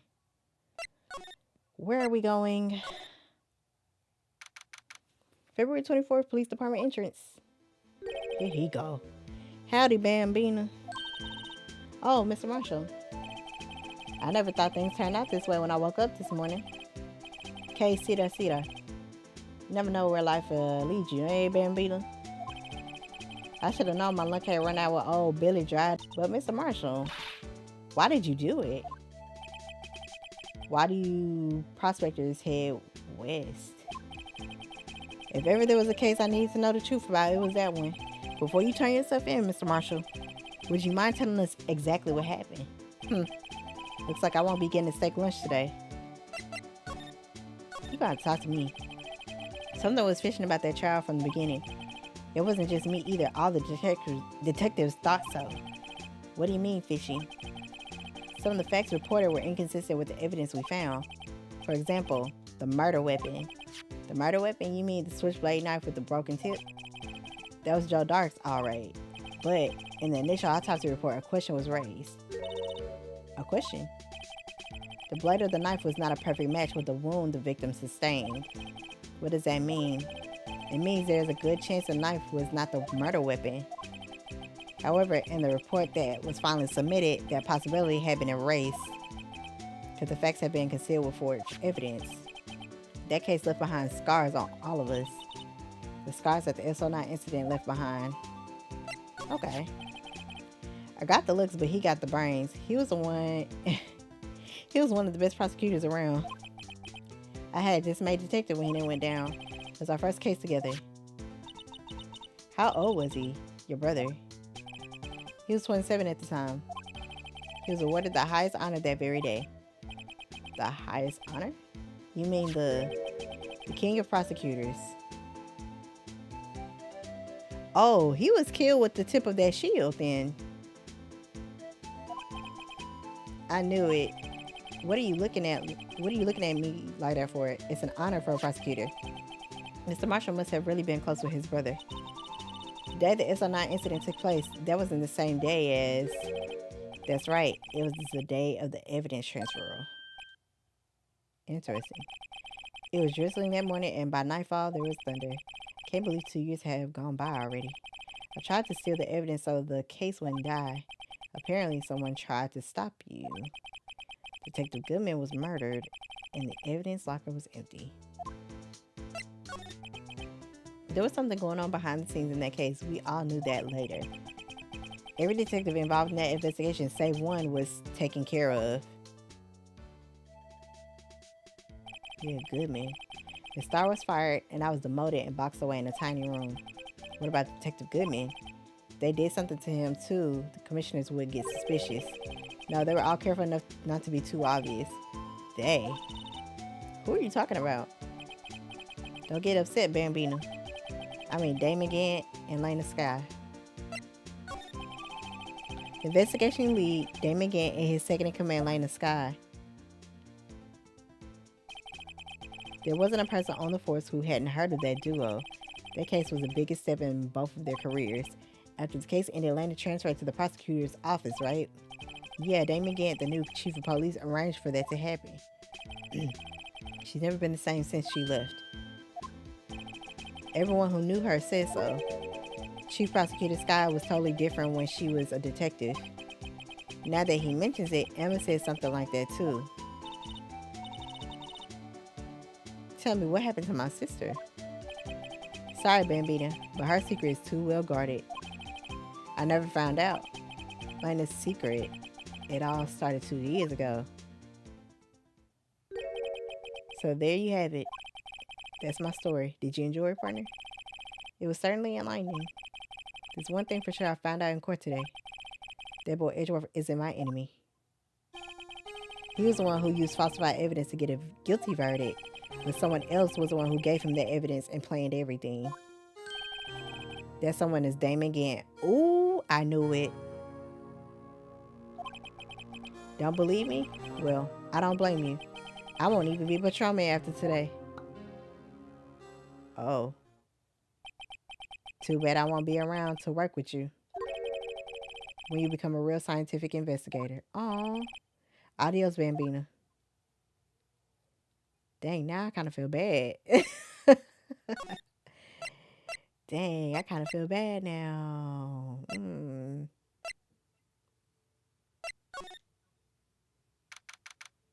February 24th, prosecutor's office underground parking lot. No one's here today, not even Miss Starr. Everyone's probably busy looking into what exactly went down in the evidence room. There must be where the detectives are. We're proved in court today that on the day of the crime, no one's murdered in the evidence room at 5:15. Yeah, I thought we were finally making some headway in our case. And instead, it looks like we just ended up making Lena look even more guilty. Hang in there, Lena. Gotta find out the answers by tomorrow. Okay, well. That's the detention center. Let's go back here.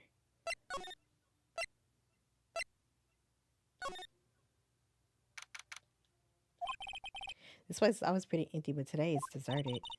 That must mean everyone's busy solving crimes. Oh, if you're looking for the others, they're all in the conference room. Thanks. Wow, he actually talked to us.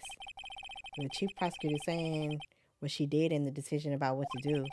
About Mr. Edgeworth, not to mention our statement to the media in tomorrow's trial. There's more chaos going on than Thanksgiving and Christmas put together. I think festive is the word usually used for those.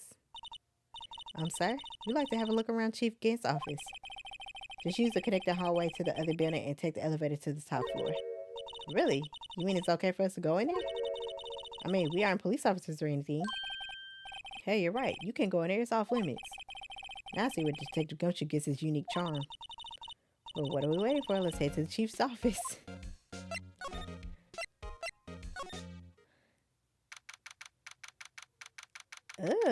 Why does he have an organ in there? What a weirdo.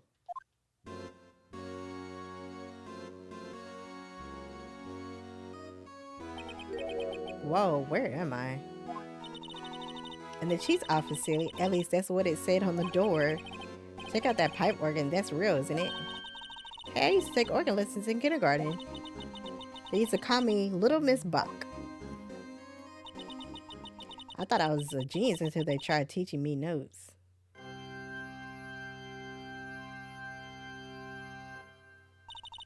I never could remember where C was. Oh, it's you two. Chief Gant. He put the paper he was reading in his desk. Oh, so righto. Have you been swimming lately? No, I haven't. I've been kind of busy lately. I can appreciate that. I've had my hands full too with Mr. Marshall's misconduct. And Lena's provocative statement. Provocative statement. Oh, you mean about the forged evidence? 2 years have passed since that incident. My, how time flies. See that big picture on the wall over there?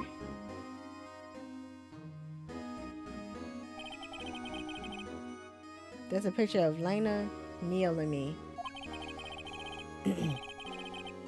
So this is Mr. Marshall's brother, Prosecutor Neil Marshall. We took it to commemorate our work together. Something's not right with this picture. I can't quite seem to put my finger on it, though.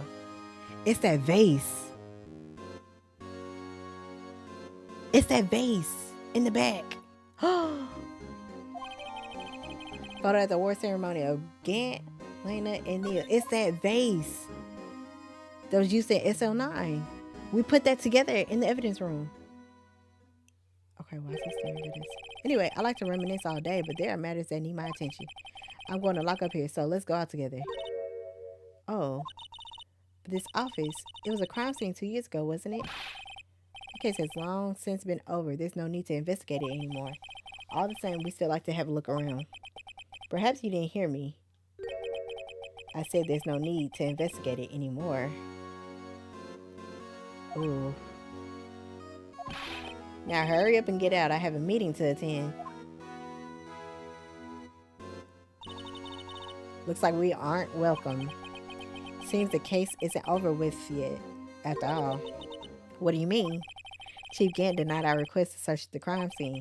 That means there must be a reason he doesn't want us looking around in there. You mean like a clue? There's gotta be a way we can get inside the chief's office.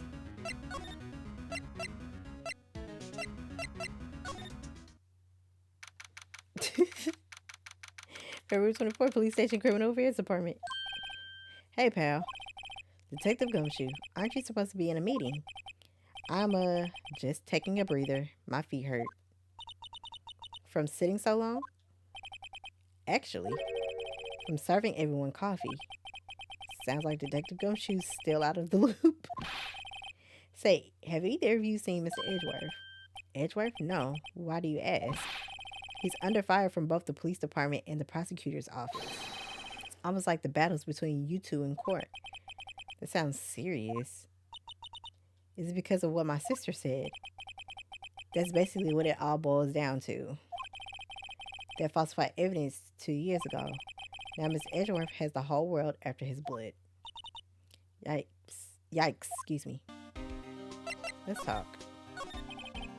But why would Edgeworth be blamed? It's not like he knew the evidence was forged. Ernest Sky is the guilty party here, isn't she? Regardless, a prosecutor is responsible for the evidence they present in court. Not only that, but as you know, there have been a lot of rumors going around about Mr. Edgeworth. His amazing talent as a prosecutor kept him safe from those who don't like him. But now with this, aren't there really so many people who hate him? In our world, only those with talent rise to the top. Mr. Edgeworth not only has that, but he's young. There's no better recipe I know of for making enemies. Hey Dick, keep up the good work. Yes, sir. Let's go out for lunch again sometime. My treat. Yes, sir. You gotta take me back to that joint sometime. Okay, Dick? Yes, sir. Seems you don't have any problems with enemies. Yeah, well, I'm careful not to stick out. Anyway, I'm a bit worried about him. Under all this pressure, I'm afraid Mr. Edgeworth just might crack. Okay. Actually, I took a look at the file earlier with the coffee while the coffee was brewing. Excuse me. He seems genuinely concerned for Edgeworth. Well, did you find out anything? The only evidence Dark left behind was during his final attack. His final attack? You mean when he killed Prosecutor Marshall, who was trying to protect some girl? Wow. Me. It seems Detective Gumshoe never realized Emma was a girl. That's when he left the most incriminating evidence of all. Well, what was it? Oh, let's see. I think it has something to do with the murder weapon. I forget. Look, it's all written somewhere in here, okay? His powers of recollection never fail to impress. Maybe we should show him the murder weapon. It might jog his memory. It's the freaking vase. Joe Dark was 42 at the time of the crime. He was just your run-of-the-mill businessman. A businessman? What made him take to serial killing? One day on his way home from work, he hit someone with his car. With his car?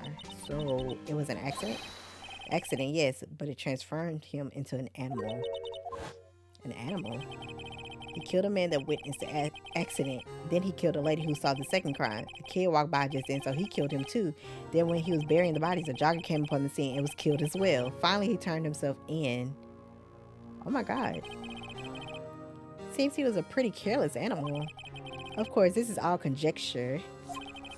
There wasn't a single shred of evidence. So he turned himself in.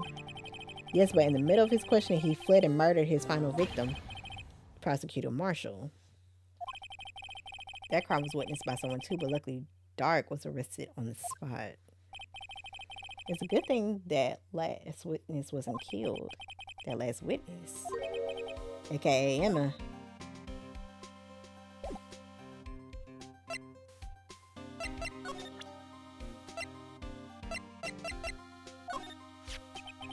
About that jar, I think I've seen it before somewhere.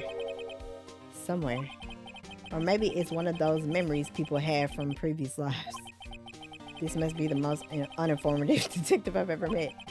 Something about it makes me feel uneasy. It's like I'm in the chief's office and he's yelling at me. Chief Gant. Where could I have seen that before?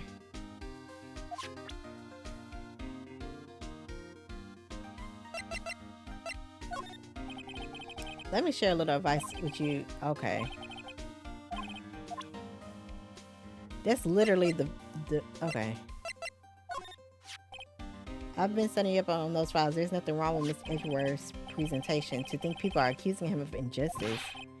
I, for one, ain't buying it, pal. You're looking into the case for Mr. Edgeworth? Yeah, it's a pretty big deal while it was going on, you know. After all, the serial killer was on the loose. Elena was pretty clear in her confession. She forged evidence in order to prove Joe Dark guilty. Okay. Let's talk. There's nothing else to talk about.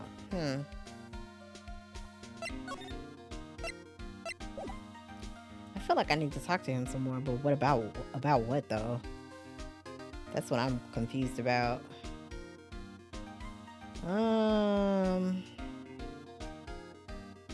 Let's see.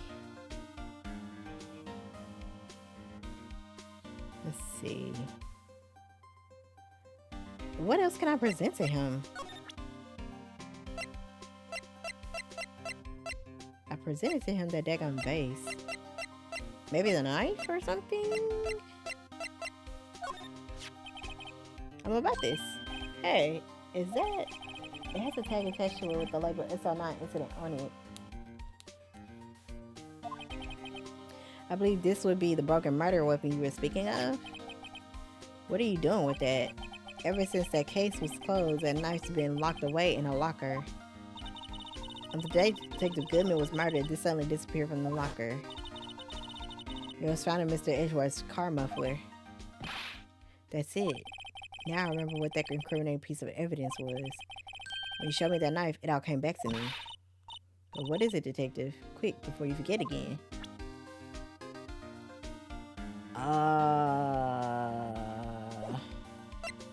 Okay.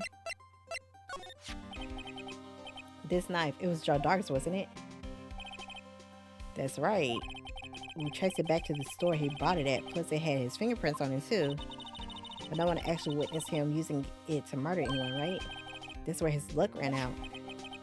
When you take a good look at that knife, you see it's broken. You have to take a good look to notice that. Well, anyway, take a guess where the broken off tip of the knife was found. That's what did him in. Where was it?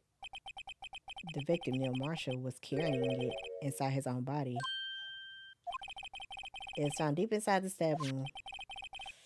Did it match Dark's knife? You bet, down to the last fiber. That's pretty conclusive. Okay.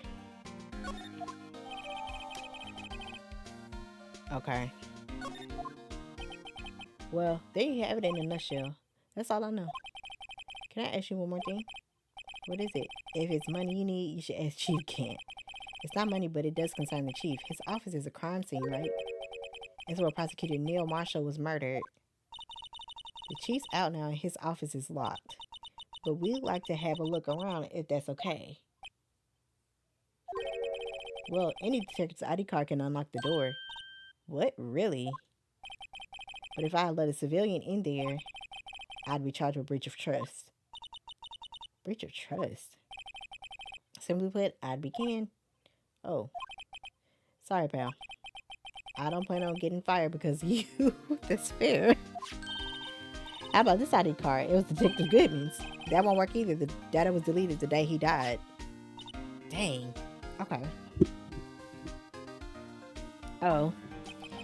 So in other words, Gumshoe is our only chance of getting in that office. I wonder if there's something we could show him that will make him change his mind. Oh God. Let's think about this. Lord.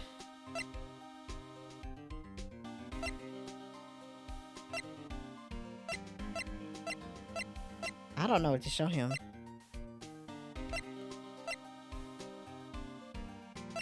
I don't know what to show him.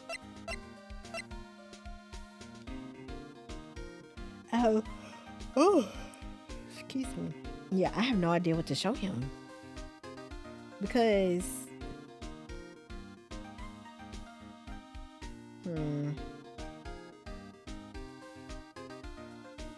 let's think about this. Okay. Let's think about it. The phone, okay. Obviously, this not gonna do nothing. He don't care about this or this. Maybe the blue badger. But that's not gonna make him let us in the office.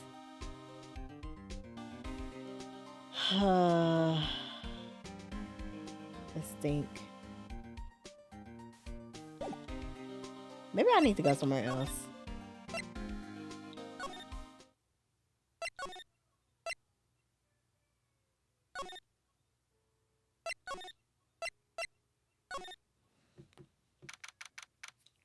February 24th, High Prosecutor's Office, room 1202. Wonder Edgeworth is back yet. There he is. It looks like he's writing something. What are you doing here? He sure was quick to throw that paper out on the floor. Tough day in court, huh? I've had to live the past 2 years with rumors flying around. What's another allegation to me? Sure, Mr. Edgeworth, I'm rooting for you. It's Edgeworth for you. Always trying to hide his real feelings. So what do you want? Unlike some people, I don't have all day. Okay. There's no excuse for what I've done. 2 years ago, I used false evidence to obtain a guilty verdict. That's what it all breaks down to, and nothing I can do to arrest the fact. Nothing I do can arrest that fact, excuse me. But you didn't know, did you? I mean, that the evidence was falsified. The police department and the prosecutor's office share a bond of trust. If that bond is broken, we stand to lose everything. The police department's error is my error, my responsibility as a prosecutor in charge. That fact remains the same no matter what excuses I might have. Mr. Edgeworth, I take pride in my work, so tell me why. Why has it all come to this? Even Edgeworth can't keep this kind of emotion bottled up. Are you up for the trial tomorrow? First last year's trial and now this one. It seems all you do is worry about me. To be honest, you're getting on my nerves. Mr. Edgeworth, you can't just walk out on the trial. Tomorrow's the last day. It's too late to change prosecutors. I bet that's what my superiors are banking on. I never thought that case would come back to haunt me like this. What do you mean? The list of evidence, it seems too short. Most lists run twice as long. It's only half as long as most lists. That is odd. After Neil Marshall was murdered, I became prosecutor for that case. I may not have been part of the investigation, but I knew what I had to do.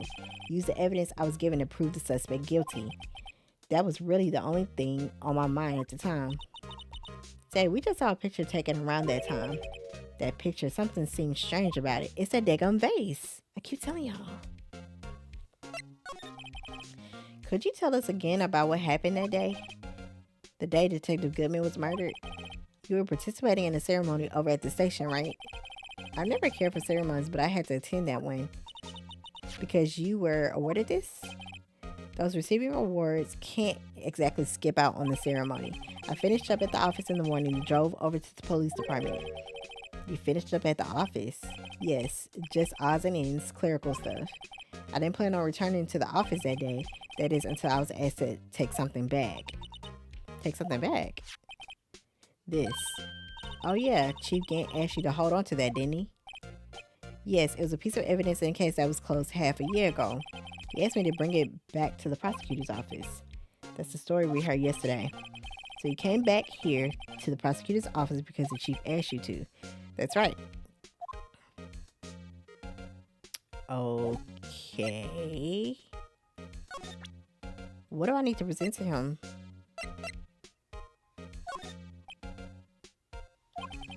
Right, please. I'm in. Okay. It's not that. So what do I need to present to him? Okay.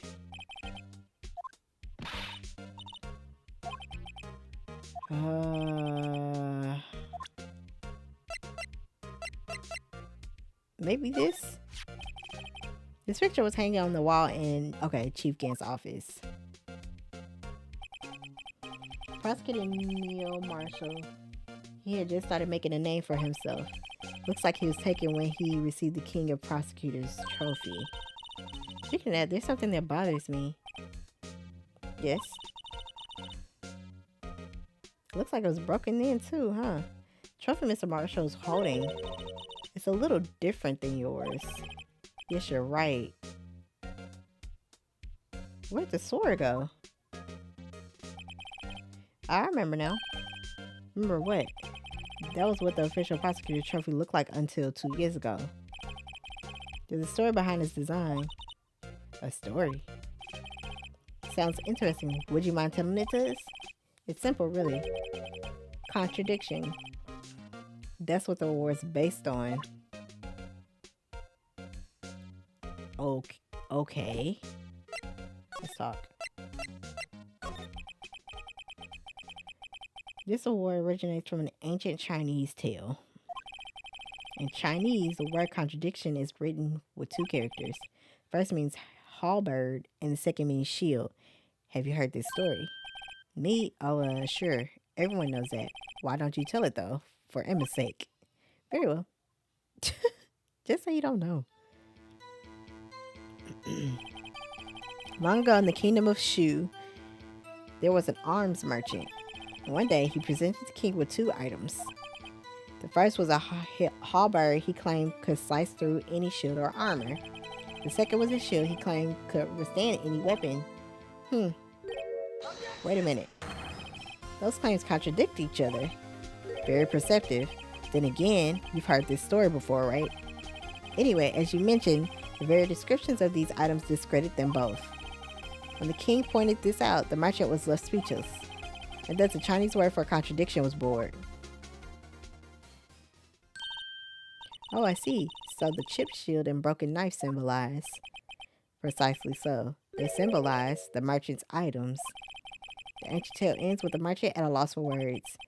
But it's in our nature to pursue matters to their conclusion. Even if it results in something as ugly as this. Wow, thanks, Mr. Edgeworth. I learned something new today. That's funny. If that's so, then why were you only given a shield? You have to ask Chief Gant. 2 years ago, he had the halberd part of the reward abolished. Chief Gant. King of the Prosecutor's Trophy updated in court record. Okay. So does that mean I can go talk to Chief Gant again? Because I don't know.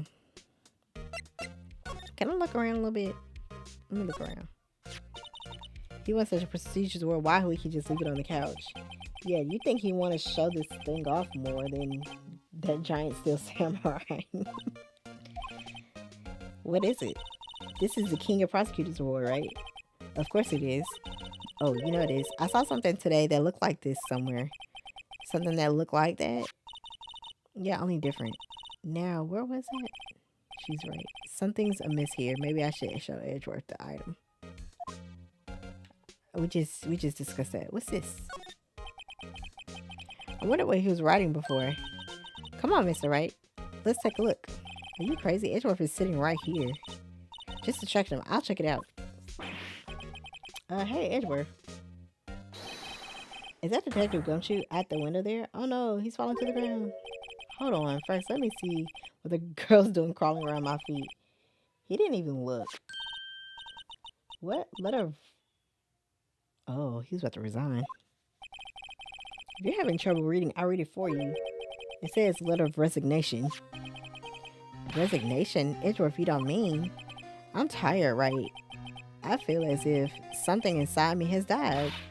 Mr. Edgeworth, none of it is your fault. I know the path I walked. You don't need to tell me. And the path I walked hasn't been a just one.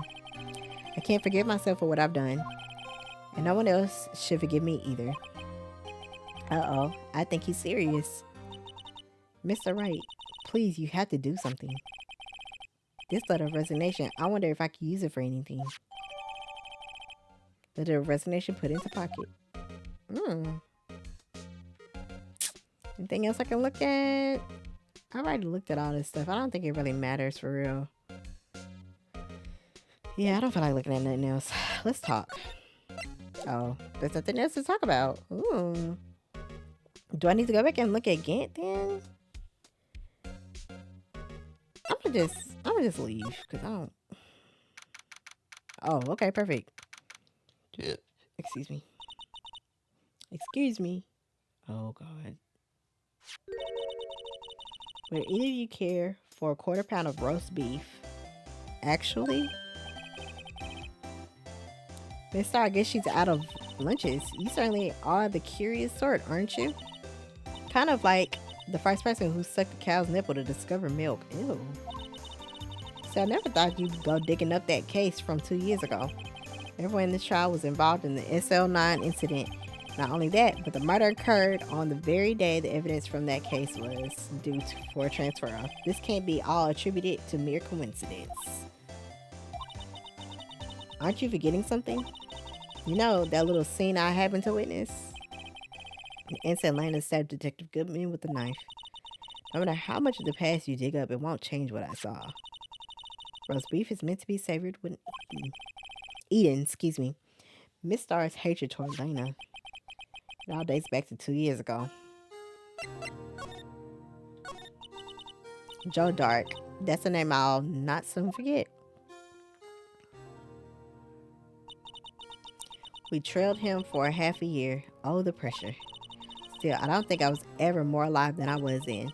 Those days were steamier than a bowl of hot gravy. Poor old Jack Marshall, though, must have been going through hell. You mean because of his brother's death? They were close, those two. After Neil died, something took over Jake, excuse me. He became obsessed. Seeing Jake like that made her all the more desperate. Huh. Her. Lena Scott. My sister? The best of the best were put on the SL9 case. Of course, they were led by that legendary duo. Lena and Chief Gant. Okay. That legendary pair was the reason we were able to keep up our investigation. That's why we were so shocked over how it turned out. You mean with the forging of the evidence? Don't get me wrong, Joe Dark got what he deserved. Still, it was obvious the evidence produced in court was being manipulated. Items our team never found would suddenly appear, while other items were kept secret. But you don't have proof anything illegal was done. I'm proof enough of what happened. After that case, all of us save Goodman were relieved of our duties, most without even so much as an explanation. The Lena Scott transferred to the prosecutor's office and became chief prosecutor. Lena always wanted to be a prosecutor. Nothing's quite as simple as it appears. Huh? Lena Scott was merely being used as a pawn. That's my take on the matter. She's being used. Okay. Damon Gant and Lena Sky. Gant led the investigation with Lena second in command. They were the best. They solved all kinds of cases together, didn't they? That McGann's magnetism in particular was almost unreal. His magnetism? By that I mean his ability to attract evidence. He produced the most incredible evidence in the cases he handled. Incredible evidence? You mean? Oh yes, there were rumors about him even back then. No one dared confront him though. I take it she's talking about forged evidence. Back then everyone looked up to Lena. All the detectives wanted to be like her. Really? Oh yes, myself included. I was a fool, really. Ooh. She hated anything crooked and always something. That's why she was so concerned with Jake. Mr. Marshall, I'm so sorry. When Jake's brother was murdered, she felt as if she had lost her own brother. If it wasn't for her, I don't think Jake would ever have recovered, excuse me, from his shock. That's what makes it all the more infuriating. Miss Starr. That's why I'll never be able to forgive her. Why did she have to turn so cold after that? Okay. Lena transferred to the prosecutor's office 2 years ago, didn't she? Yes, thanks to Chief Gant's powerful influence. Chief. That's right. Having solved the SL9 case, his position as chief was secured. There was only one thing left for him to control. And then no one could stand in his way. The prosecutor's office. What? You mean that's why Lena was transferred? If he can control the chief prosecutor, he can control the prosecutor's office. That must have been his goal all along. Ah, blackmail. He was gonna blackmail. Okay. But how could he control Lena? I don't know. But one thing's for sure. Ever since that case ended, she's never been the same. It's only logical to conclude there must have been a reason for her change. At last. I'm finally getting close to the bottom of this ugly mess. Thank you, Miss Starr. You listen to me, rookie. It takes more than just ingredients to create fine cuisine. I hope you turn out to be a better chef than I've been. Okay. So, I guess we need to move somewhere.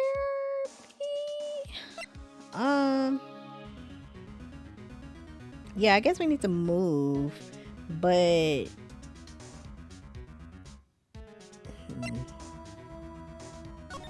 there anything else I need to talk to you about?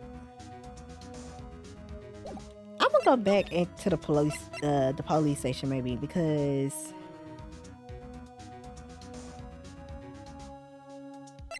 yeah, let's go back to the police station.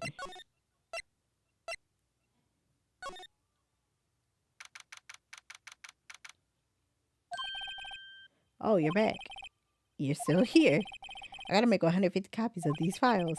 Brewing coffee, copying files. I'm turning into a regular DJ. You mean a secretary? You're a DJ as well? If I'm not mistaken, I think he means desk jockey. Oh, that DJ. I gotta admire your persistency, but my answer is still no. I'm not letting you in the chief's office, period. It'd be my neck on the line. The office is the last crime scene in the SL9. Oh, you know what? We could probably give him the resignation letter. That'll probably make him change his mind.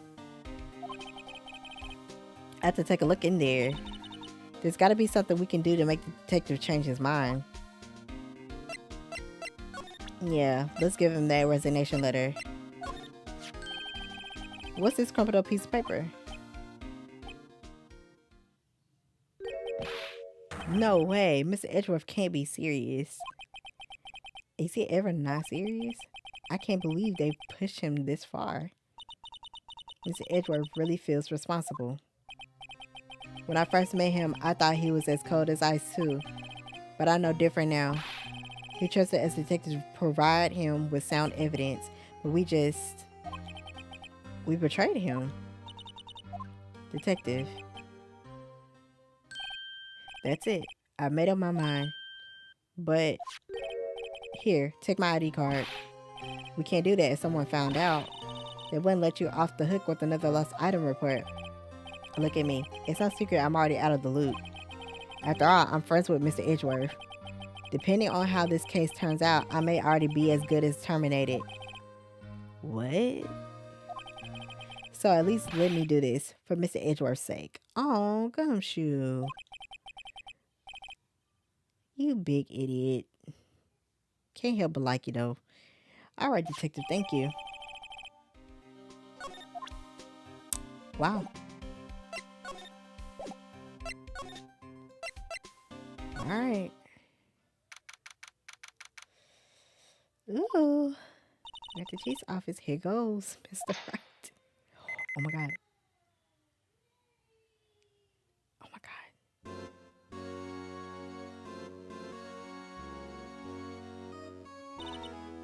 We're in. If anyone finds us now, Detective Gumshoe's a goner. If that happens, I'm counting on you to bail me out. Oh, now he came in here with us. Now he came in here with us. Fantastic.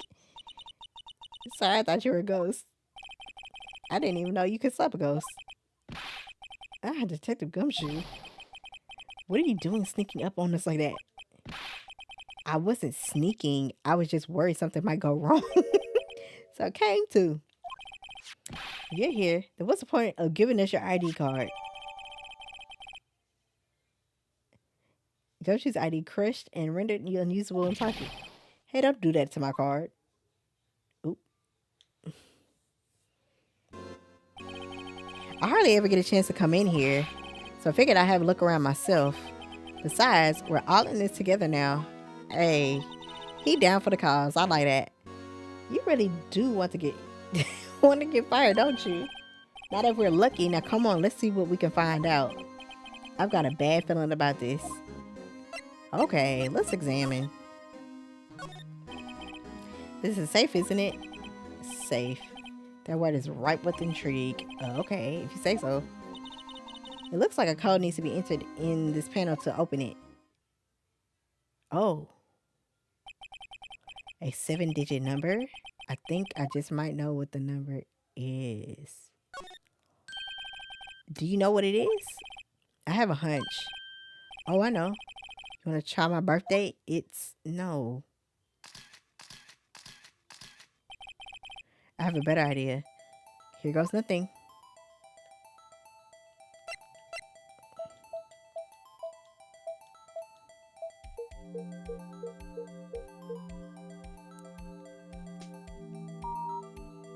Yep.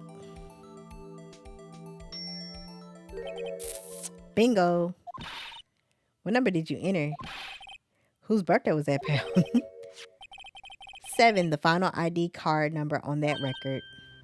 What? Yep. Mm-hmm. The number of the mysterious executive officer who entered the room that day. You mean... Yep. That ID number? I think you're 17 shy this time. This can only mean one thing. That's Chief Gant's ID number. Say, anyone care to look inside? Y'all might as well y'all opened it up. Is there any money in there? How much does he have stashed away? Look, it's I knew it. A shard from a broken cup. This somehow looks familiar. Where have I seen this before? There's something else in here too. What's this? It looks like a piece of leather cloth. This is a handprint, isn't it? Hey, I saw someone wearing a shirt like that once. You think the chief made up the design? I don't think so. Oh, well, it was just a thought. Isn't that it? This is all that was in the safe? Apparently so. It's empty now. A piece of cloth with a handprint on it. And a broken shard from a cup. They look like pieces of evidence. Yeah, but unless you can prove they have something to do with this case, I'm afraid I can't just let you take them. After all, it's my neck on the line here. Great. Now I have to prove their relevancy to get them. How are these two items related to the SL9 incident? Come on, there's got to be something we can show the detective.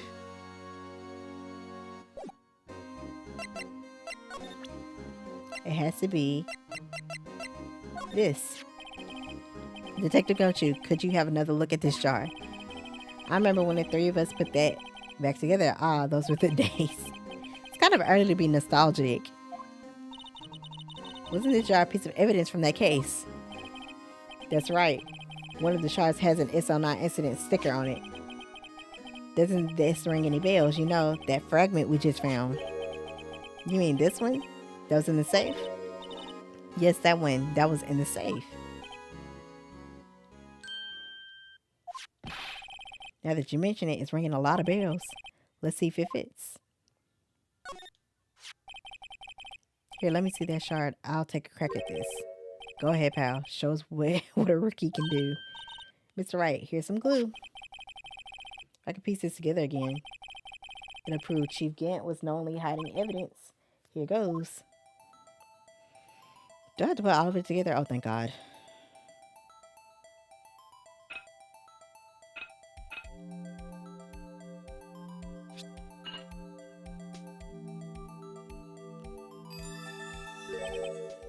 There, it fits like a charm. That, of course, means Chief Gant willingly and knowingly hid a piece of this jar in his safe. In other words, he concealed a piece of evidence from the SL9 incident. But, hey guys, get a load of this. What is it? This piece you just attached is different from the others.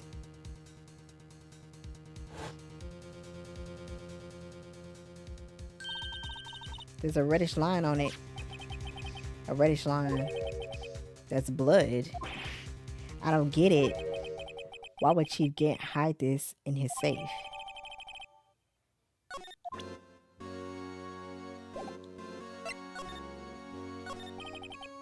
The desk on the other side of the room, was that your sister's? Yes, that's where I was waiting for Leno. On that day 2 years ago. Is anyone using it now? No, sir. This is entirely Chief Gant's office now. He practices a strict policy of preserving the crime scene. That's a strange reason to leave it there. He leaves it as a warning to everyone else. He wants us to always be alert.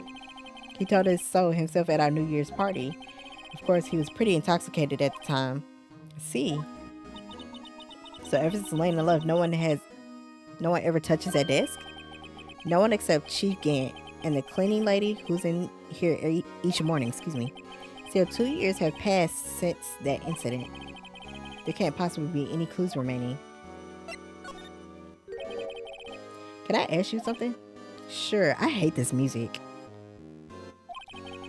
You only came here to look around, right? Because it's one of SL9's crime scenes. I mean, that's your only reason for coming here, isn't it? Why do you ask? You don't think... Nah. You wouldn't be... Nah. No, there's no way. Never mind. Don't worry about it. Okay, now then, let's look around a bit more. Hey, hold on. Not so fast, buddy. What is it? When someone tells you don't worry about it, it's supposed to start bothering you, pal. You don't just let it go at that.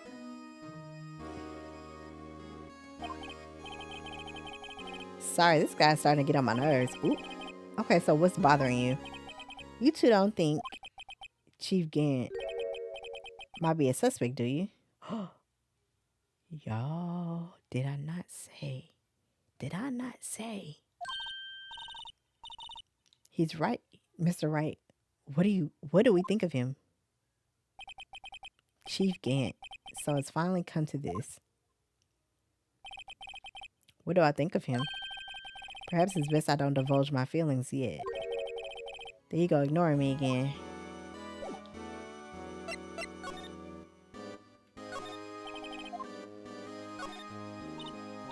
Wow, look at the size of Chief Gant's stats. Speaking of that, when we were here earlier... Oh, it's you two. Chief Gant. He put that paper he was reading in his desk. I wonder what he was reading. This looks like a list of evidence. A list of evidence. In most cases, the list runs twice as long as this, though.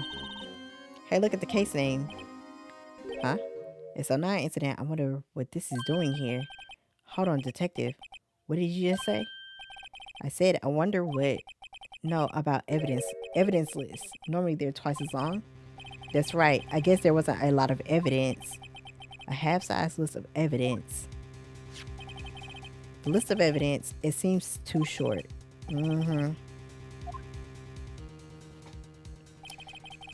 What would the other half of that list be doing here? I knew it. The chief must be hiding something about that case. It would appear so. Ooh.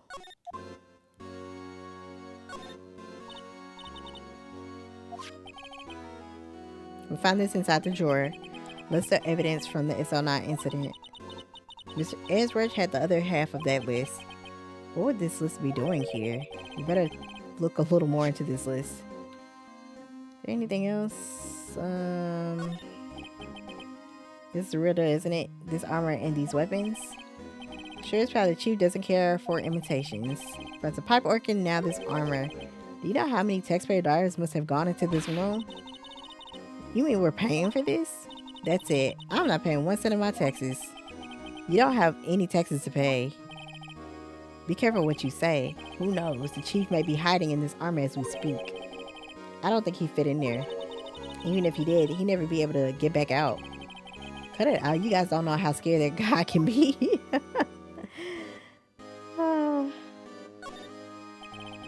The chief's organ sure is a sight to behold. Occasionally, we hear him playing it from the criminal affairs department. That's on the 2nd floor, and this is the 15th floor of an entirely different building. When the detective screws up, the chief calls them to his office and makes them listen to the organ for hours. What's so bad about that? Music soothes the soul. After that, the detective can't hear anything for days except for the ringing in their ears. Oh. So it's an instrument of punishment, literally. Okay. Aren't the chief's ears affected? He never listens to anyone anyway. That's beside the point. Okay. This was Lena's desk. It sure is tidy. Lena always been a meticulous cleaner. There's not even any dust on it. Looks like someone's still keeping it clean. Does Lena ever come back here? No.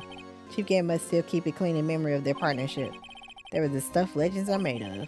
Does he keep it in memory of her or in memory of the crime?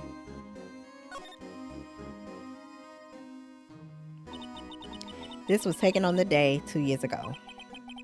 The day Joe Dark ran out of the questioning room and tried to kill Emma. After receiving this award trophy, Mr. Marshall took a picture here. Then went along with the chief again to question Dark. But he never knew he'd be dead just a few hours later. Gee, you think? So we're not gonna notice the vase in the back? These shelves are mostly empty. Lena must have cleaned them out when she transferred over to the prosecutor's office. The small picture frame on the left shelf. Hey, this is when Lena and I went to that theme park. Oh, poor thing. Look at that giant window. Makes you want to crash through it and jump outside. Oh, this is the 15th floor. I know, I was just saying. Saying what? Ever since making Detective, I've always dreamed about doing something like that. Note to self, Detective Gumshoe has a lot of dreams. So long as he doesn't go crashing through that window when he gets fired. Don't say that. Okay, I think we're done in here.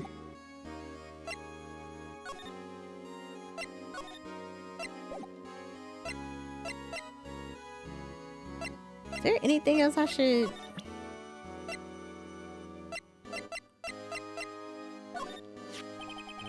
Feel a lot better now that that jar is complete.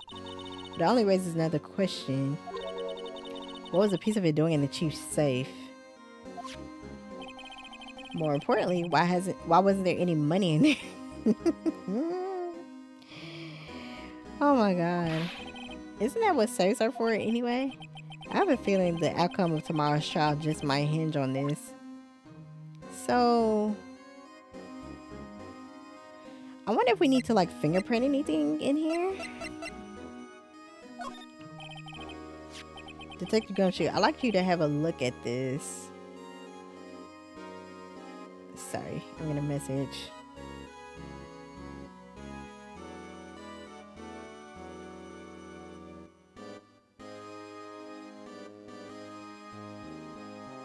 Okay.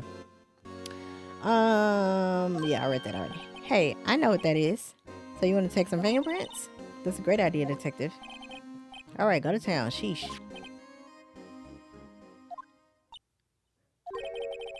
What are you doing? Why are you sticking out your hand like that? Go ahead, take my fingerprints. It's not your fingerprints we want to take. Huh? Come on, this isn't the time for jokes. We're talking about the cloth we found in the safe. Oh, yeah, okay, great. Oh, hey, I knew that. The one with the handprint on it? Sheesh, where's your sense of humor? It looks like it'll be the middle finger or the pinky. Sprinkle powder on the cloth. And once they've been absorbed into the prints, blow the rest away. What are you, my mom? I don't have to be told a million times. All right, let's get this over with. Oops.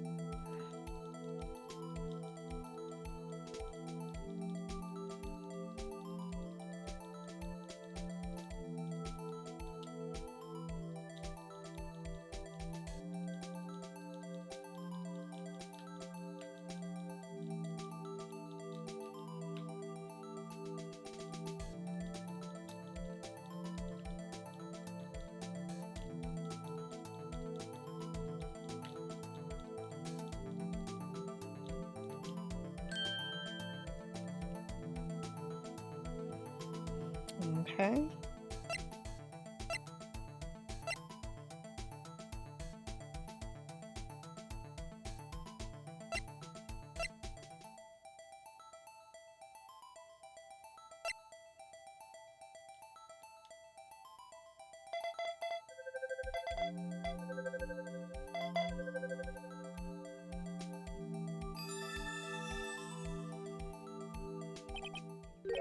No, how can this be? What are Emma's fingerprints doing here? Hey, you found a match? Whose fingerprints were they? Huh, it seems the prints are too old. They aren't clean enough to get a match. Phoenix, don't lie to her. Oh, that's too bad. I thought they'd be Dark's prints. Psst. Hey, you, over here. What's going on here? What are the kids' prints doing inside of the chief's safe? Don't ask me. Let's just keep this information from Emma for now. Okay. Here, maybe you should hold on to this. Okay. Well, was I any help? Of course. Thanks to your ID card, we were able to get some hard evidence. Now that's not very kind, is it? Oh God! In other words, if it wasn't for his ID card, he would have been useless. Oh no! We got caught. Oh God! Isn't that right? You in the Pope, Chief Gant? We didn't think you'd be back so soon. Fortunately, I'm a man who believes in signs. As I was walking to my meeting, I happened to look out a window and saw a stray dog run right into a pole. Just then I thought of a certain detective. Do you mean me, sir? Now then, I'm afraid I'm going to have to ask you all to leave.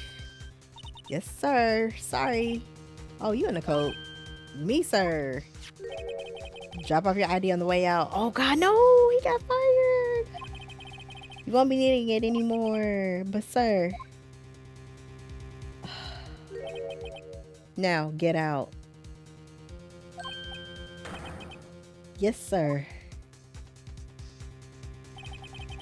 We'll be on our way too then. Wait. You the one without the spiky hair. Don't go yet. Me, sir? I'd like a word with you. But sir, I'm not a licensed scientific investigator yet. You with spiky hair. You're free to go. Mr. Wright. So you left her in there? Look, pal. If I've told you once, I've told you 1,000 times. The chief's office is off limits. But no, you just had to go sneak in there like that, didn't you? Why wasn't anybody a lookout? Dang.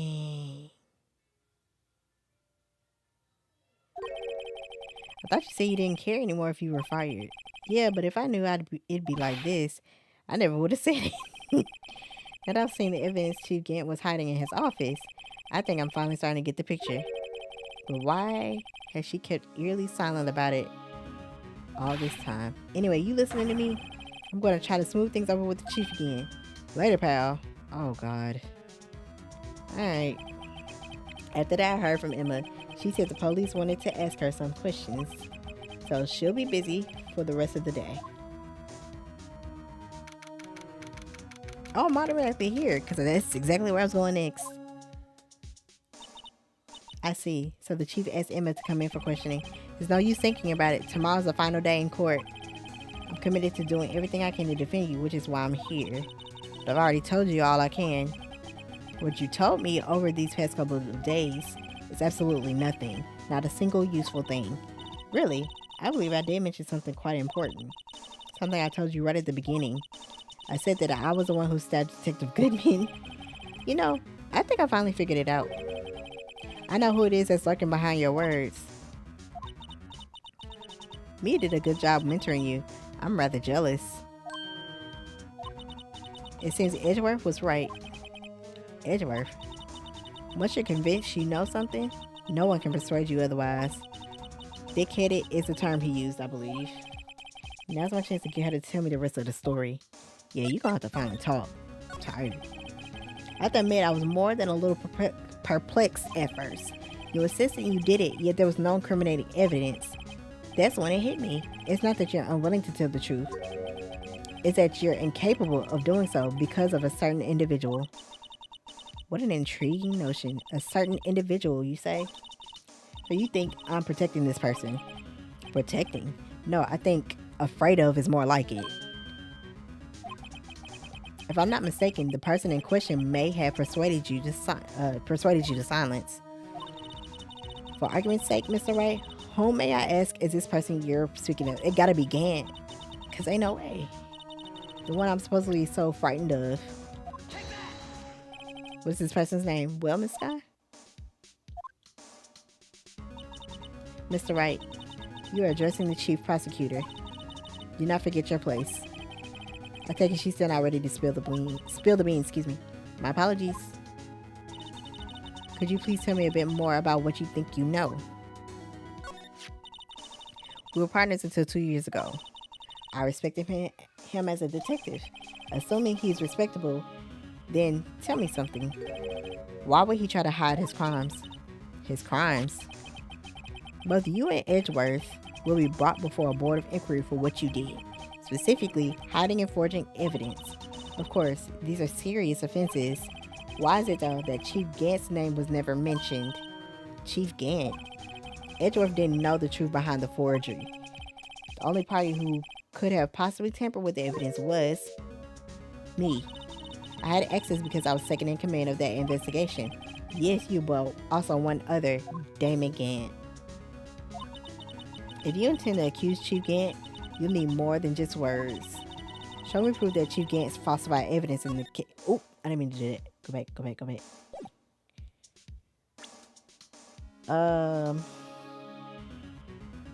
It has to be that. Oh, the evidences, yeah.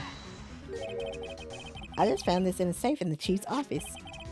This jar piece and this piece of cloth. Do you know what these are? They're pieces of evidence from the SO9 incident. The person concealing evidence was none other than Chief Gant himself. Now tell me, why are you taking all the blame for him? Touche, Mr. Wright. It's as you surmise, I cannot disobey the chief's orders. Even if it means being found guilty for murder. Why not? Come now, Mr. Wright. You can't possibly expect me to be able to tell you that. Girl, 3 days ago, I had no choice but to cooperate in the murder of Detective Goodman? Or perhaps I should say follow orders. Yes, that's more accurate than cooperate. Although I can't tell you the details, I can say that I was given an order that day. I need you to dispose of Bruce Goodman's body. You find it inside the trunk of Miles Edgeworth's car.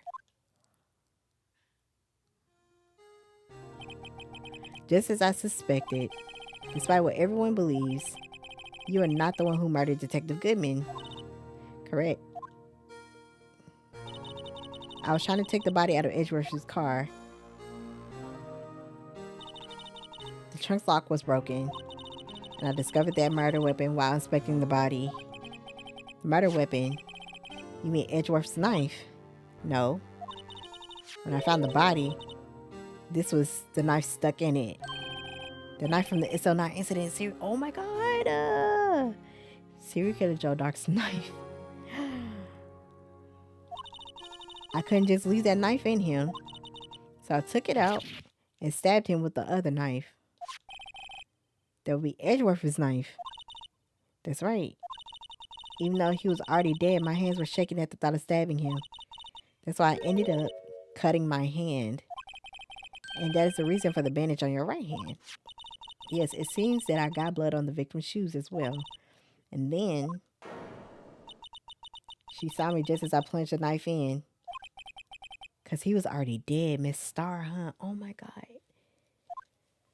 He was already dead. Why did you need to hide Dark's knife so badly? It took a lot of work to finally close the Dark case 2 years ago. It was over with. I didn't ever want it to be opened again. My intent was to prevent that by whatever means possible. So, you hid Dark's knife? The weapon used to stab the detective was evidence in the Joe Dark case. The word got out, which it would. The reporters would have a field day with that. Oh my god. So you wrapped the knife in your scarf and hid it in Edgeworth's exhaust pipe. Right. Then I called my sister to tell her what happened and to ask her to hide the knife that was inside my muffler. You asked Emma? I didn't want anyone on the force to know about this. That would explain why Emma is so confident about Lena's innocence. Speaking of phone calls, I had a bad feeling about one of them that day. Bad feeling. The truth is, after I received those orders from Chief Gant, the first thing I did was make a phone call. A phone call to Patrolman Jake Marshall. To Marshall? Why on earth would you call him? The lead investigator for the SO9 incident had been murdered. I wanted that fact to be kept hidden and I needed help. He was the only other person I could trust. Or at least I thought I could trust him at the time. However, it seemed that after I spoke to him, he went off on an escapade of his own. Oh, you mean, not wanting the case to die, he decided to take things into his own hands. So he knew. He disguised himself as Detective Goodman and tried to steal the evidence. He had already stolen the ID card, but it seemed he still hadn't made up his mind to break into the evidence room. After my phone call, any remaining doubts he had must have disappeared. So your phone call caused the incident in the evidence room. Oh my god. I'm afraid that's all I can tell you. But Elena, you've earned my respect, Mr. Wright, both as a defense attorney and an investigator. Now please, don't pursue this any further in court tomorrow. Girl. Tomorrow's trial, there's only one way to drive off Lena's demons. I've got to get to the bottom of everything. Why did he kill Detective Goodman?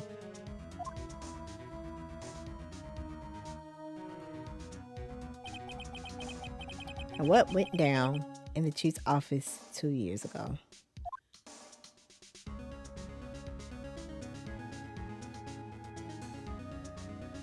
I knew something was off about him anyway. Yep, let's save.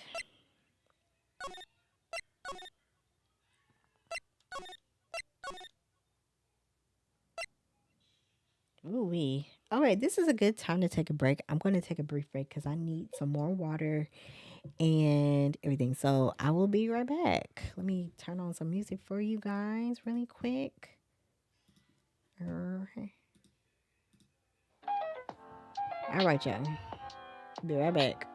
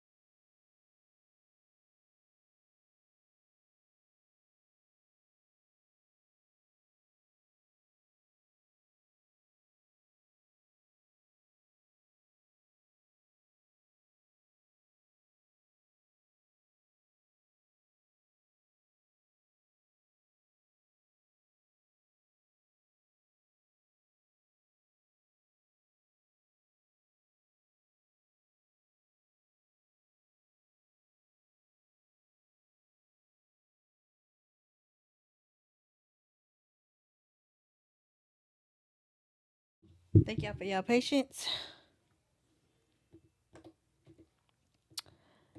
Let's get back to it.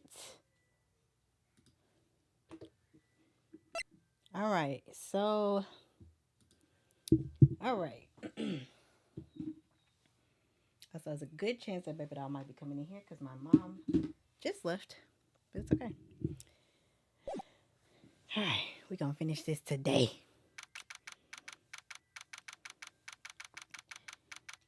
February 25th, 9:47 a.m. District Court, Defendant Lobby number 2.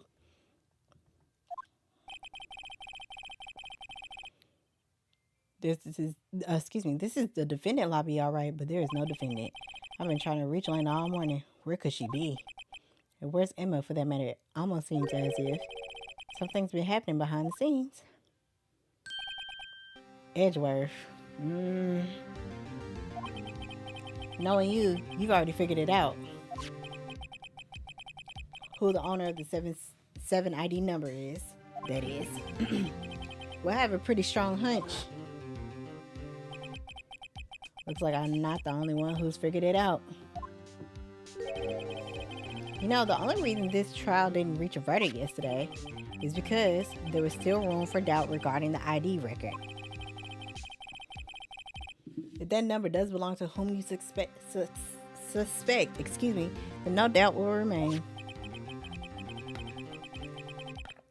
After all, he hasn't been officially charged with anything.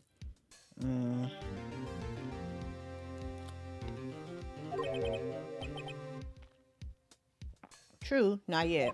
You have to forgive me, I'm eating right now. In any event, once all doubt has been removed from that list, I can call for a ruling. 5 minutes, right, and Chief Prosecutor Scott will be found guilty. Well, she didn't do it. I figured you'd say as much. That's why I came here, to hear what you have to say. This is the first time he's ever done something like this. Lionel's hiding something, and the only way will ever know the truth is to draw it out of her. The truth. Everything goes back to the SL9 incident. Don't be stupid. Today's the last day of the trial. We don't have time to reminisce about the past. Excuse me. It depends on you. Okay, I did do that. If she's found guilty, you lose your only chance to find out what's really happened. I'll think about it. See you in court, right? Okay. This is it. If I'm ever going to find out what Chief Gant has on her, it's now.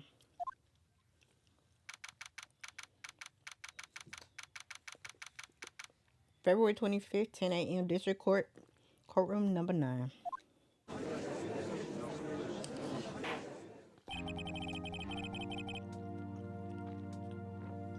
Court is now in session for the trial of Miss Lena Sky.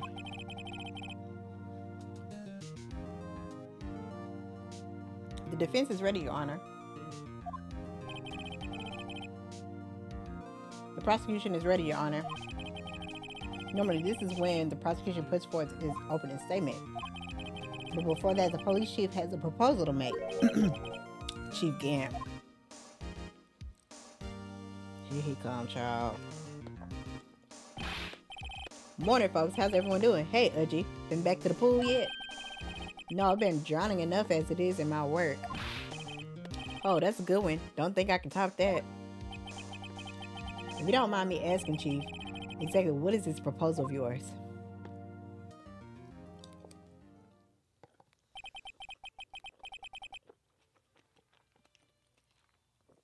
Lena, that is to say the defendant, has asked me if she could speak directly to the court. She wants to do what? I haven't heard what she intends to say. I feel she should be granted her request. In the end, it should save everyone a lot of time and trouble.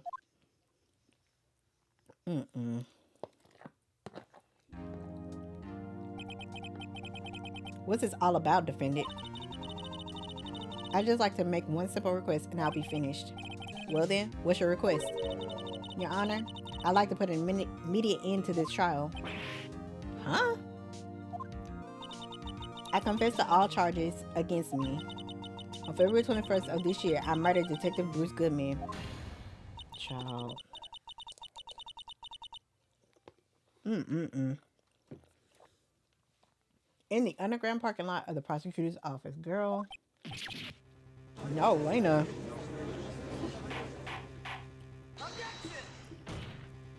Yeah, you can't.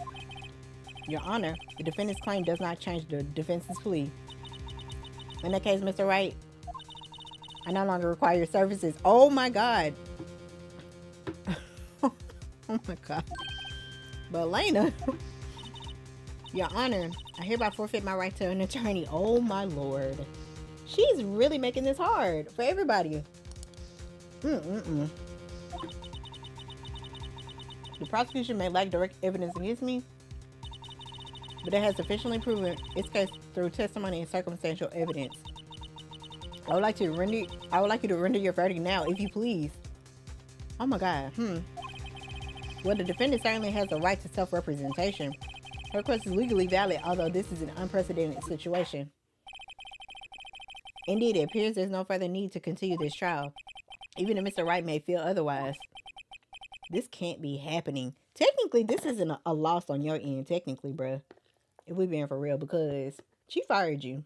So that's not a loss on your end, bruh. It's me, though. This can't be happening. It appears the time for the verdict has arrived. This court finds the defendant. Objection! Yeah. One moment, Your Honor. Mr. Edgeworth, the prosecution has not yet proven the defendant guilty beyond reasonable doubt. Any ruling at this stage will certainly be premature. Okay, my bad. Come now, Worthy. I understand this is a difficult time for you, but why don't you just be a good little boy and keep your mouth shut, No.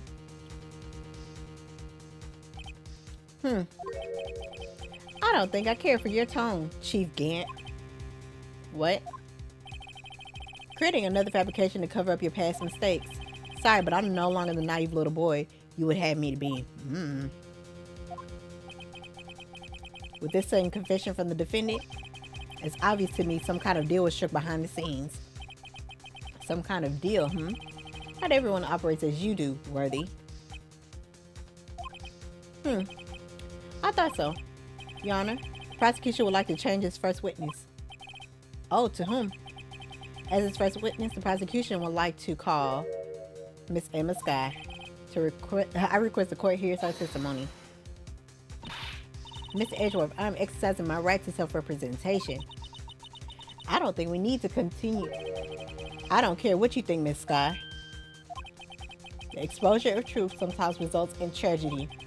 However, no matter how tragic the truth may be, it would be an even greater tragedy to avert one's eyes from it. Very well. The court shall grant the prosecution's request. That according with you, right, right, Chief Gant? Worthy, you live to regret this. Mark my words. Ooh, let me take a bite of my food on that, okay?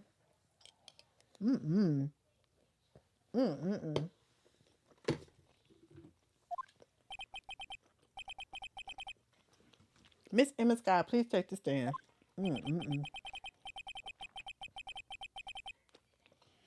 Looks like Edgeworth has decided to take the horse by the reins.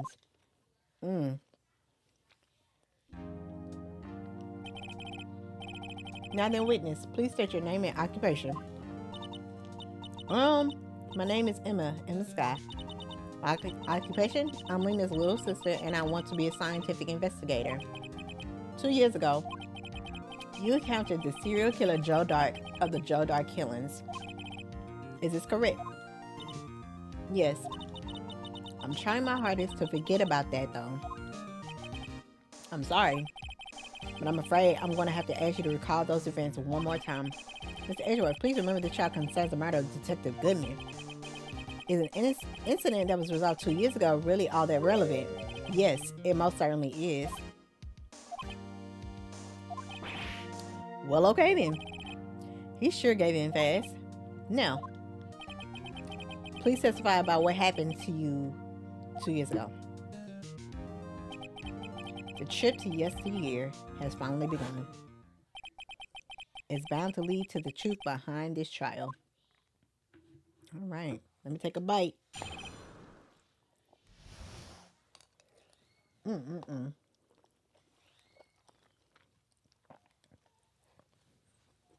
All right. 2 years ago, I was waiting in my sister's office that day. A man came running in and took me hostage. Neil Marshall rescued me.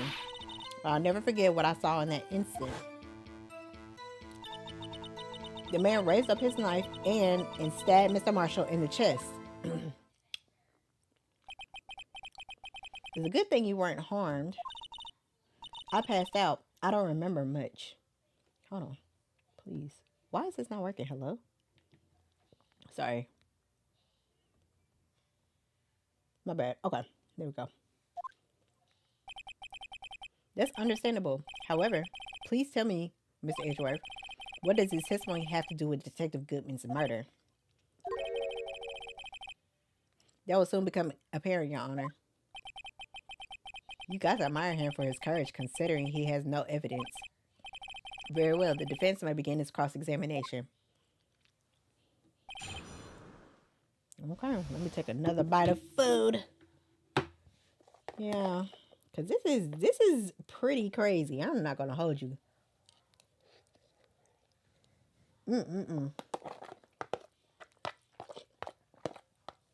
This entire case is like, this is probably like the longest case that we've done so far.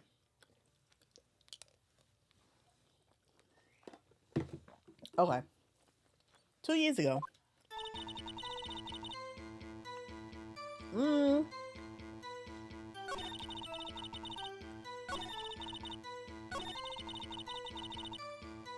Let me press you right here.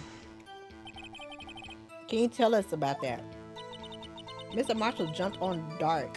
Just then, the lights went out. The lights?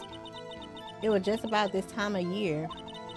There was a terrible storm going on and lightning struck nearby. So the electricity went out. Did I forget my water? I sure did. That's okay. Wait a minute. If it was pitch dark in that room, you shouldn't have been able to see anything, right? Right, but just as the lightning flashed again outside, that sudden flash left an unforgettable image of the scene in my mind. I see. I told the detective about what I saw then. The detective? Yes, Detective Goodman. He was in charge of the case. Detective Bruce Goodman, the victim. Let's hear more. So you spoke with Detective Goodman about this 2 years ago? Yes. That's what's so scary about this trial. And you told Detective Goodman about what you saw?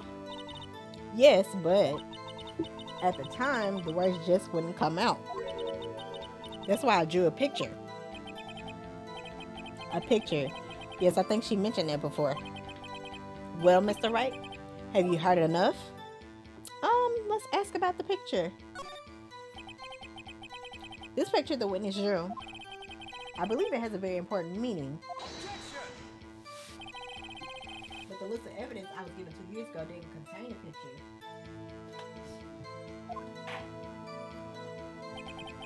Witness, would you mind if we edit this statement to your testimony? Yes, Your Honor.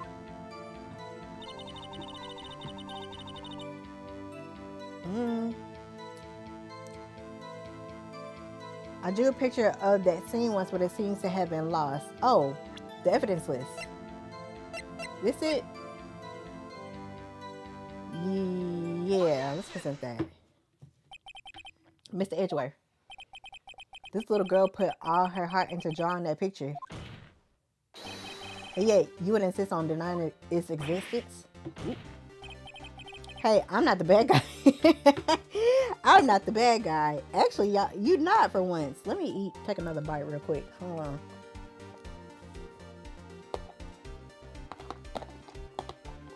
Hold on. Okay. All I'm saying is that as a prosecutor for that case, I wasn't handed such a picture. That may well be, but that doesn't mean it doesn't exist. Behold, this is the evidence list for the SO9 incident. Please turn it over, Your Honor. Turn it over. Turn it. Ah, what's this? Yes. What is that? Hey, that's it. That's the picture I drew.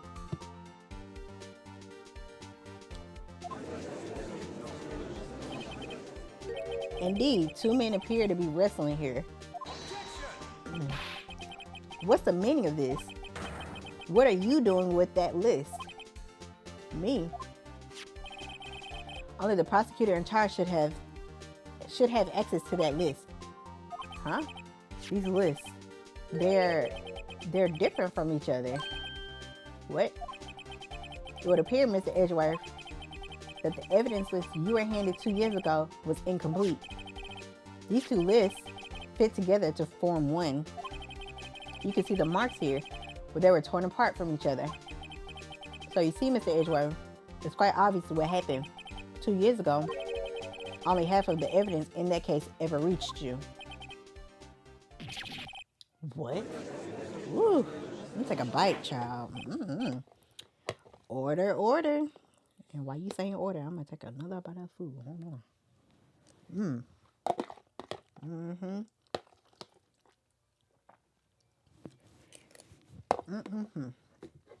Okay.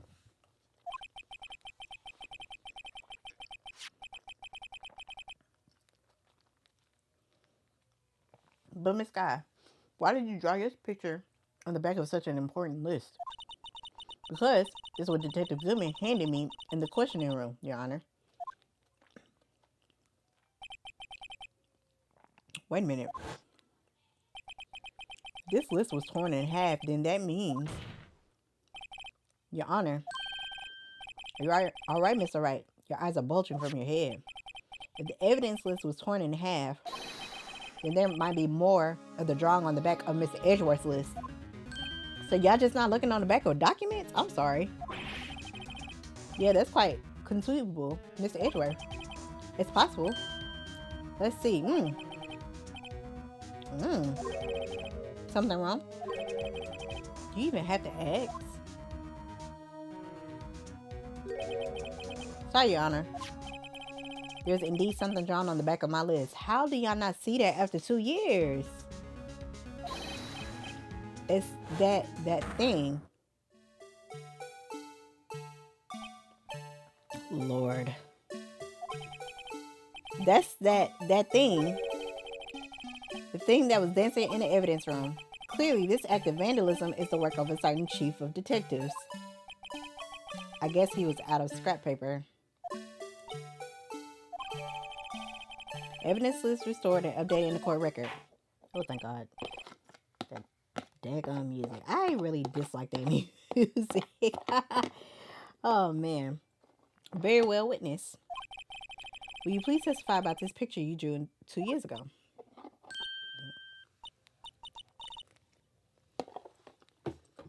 Oh, yes, sir, Your Honor. Hold on. This food is fire that I'm eating. I'm so sorry.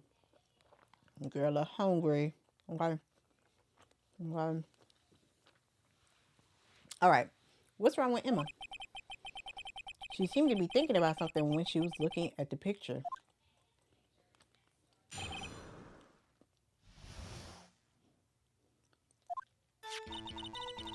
This is a picture I drew 2 years ago. The flash of lightning was so bright, all I could see were shadows. After that, I must have fainted. This picture shows exactly what I saw in that instant. To think a flash of lightning could burn such an image in your mind. Indeed.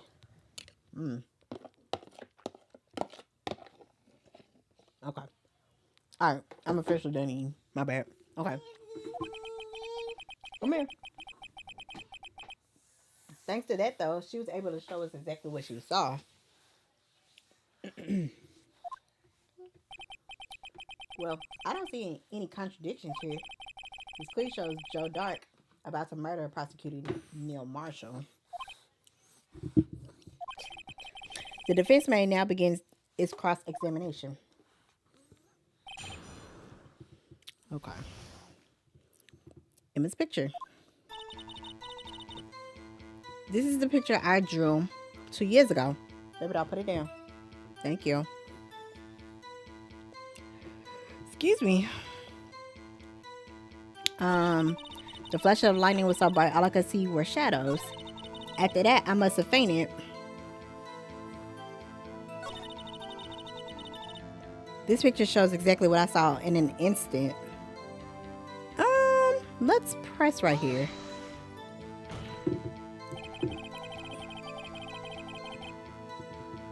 Sorry for asking so many times, but are you sure you drew exactly what you saw? Of course, this is the exact scene. It wasn't influenced in any way from your talks with the detectives. Excuse me. Are you insinuating we somehow manipulated her memory, Mr. Wright? Oh, that's kind of... Oh, dang! Y'all was manipulating folks' memory, show. Woo, woo, Chile. Okay. Baby doll, you gotta put it down, please. Thank you. Okay, so no, of course not. I better watch out, or he might find some way to cut my salary. Sorry, baby. I'm sorry. I didn't mean to tickle you. I'm sorry. I drew this picture before I heard anything from the detectives, so I don't think anyone's story would have influenced me.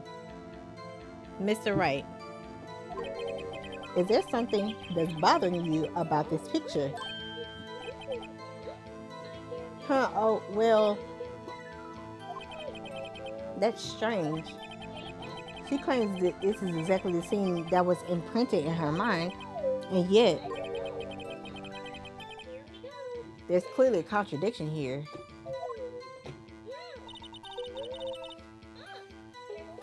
This is the picture I drew to... Oh, baby doll. Oh my God. Did that hurt? Are you okay? You gotta be careful, okay?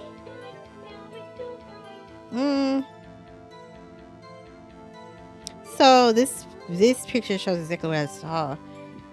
So what's the autopsy report? No, that's not the right one. There's so much evidence here. Baby doll, girl, give me this. Send her clicking stuff.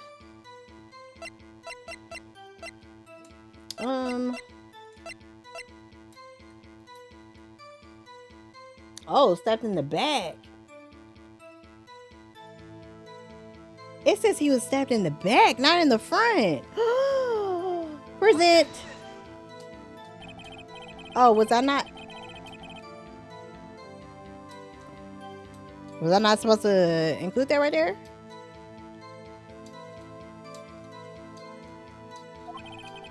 How exactly are the evidence in the statement just now related? They aren't, are they? Oops. Dang. Okay. Wait. Okay. Hold on. I don't think that one. So what am I supposed to? Okay.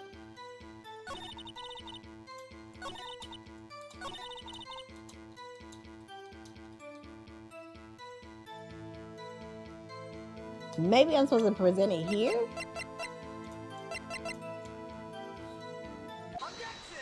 Okay, that's better. Hate to be the bearer of bad news, but this picture the witness drew contains a blatant contradiction. But I still remember it just like it was yesterday. Mr. Wright, no, baby. No. Don't do that. Perhaps it would be faster if you simply pointed out this contradiction for us. What part of this? Stop, girl. Oh, Lord.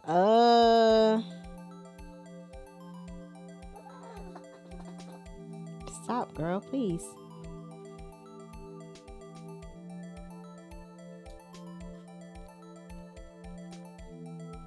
I'm sorry. Give me 1 second, y'all. Maybe that is kind of hijacking the stream a little bit. I don't know. Oh, girl. Ouch. Ugh, you hurting me. Yes, baby. Okay. Sorry about that. I think it has to be this because that looks pretty.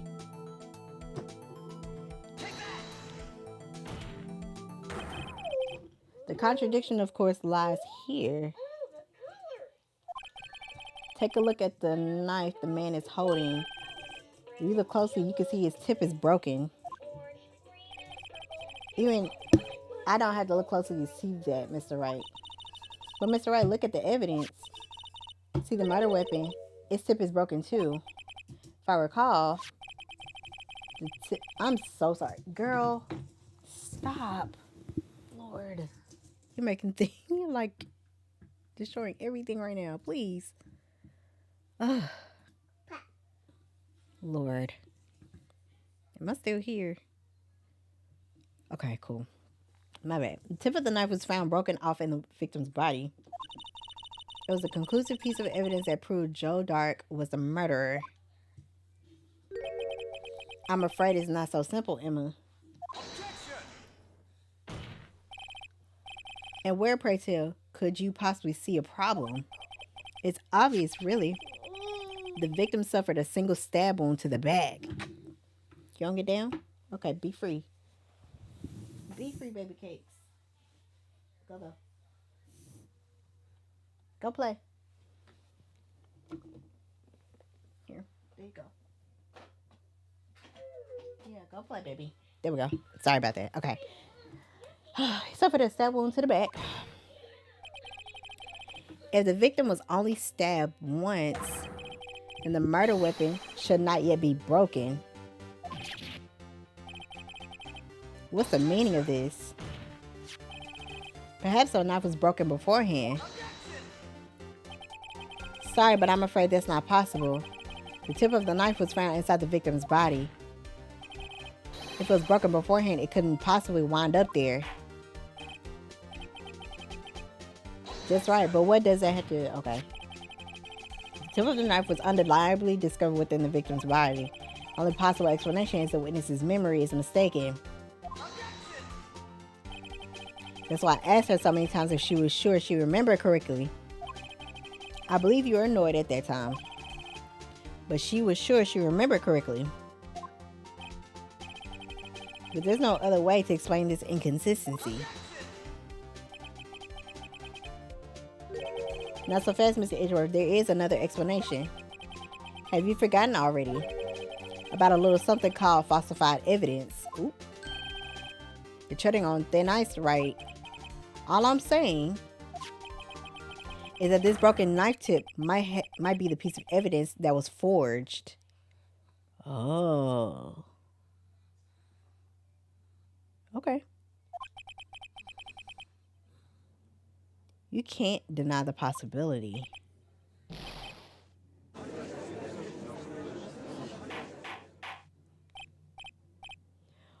Order. Stop, baby. Stop. Are you saying the investigation really was corrupted? Stop, baby. Your Honor, please allow me to once again go over the events that took place the day of the murder. The police department and the prosecutor's office were holding a ceremony that day. After receiving the King of Prosecutors Award at the ceremony, Neil Marshall questioned Joe Dark along with Damon Gant. Here, baby. Here. During his questioning, Joe Dark fled the room. There you go. Take it. There you go. Good job.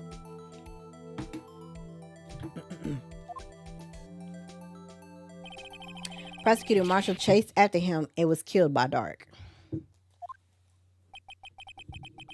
It's my belief that somewhere in this story there is a lie. I'm not lying.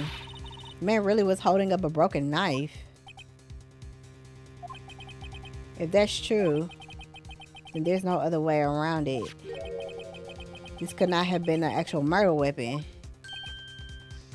Ouch! Don't scratch me. Oh my god. There must have been another broken knife. Oh, the shield maybe. What are the chances of there being two broken knives? Another broken knife besides Joe Dark's. Could there have been one? There's another. I assume then that you have some information about this other broken knife. If so, please feel free to enlighten us. It has to be the shield. The murder weapon was already broken prior to the murder. There's only one way. Take a look at this. Here's a real murder weapon. Yeah, that has to be it.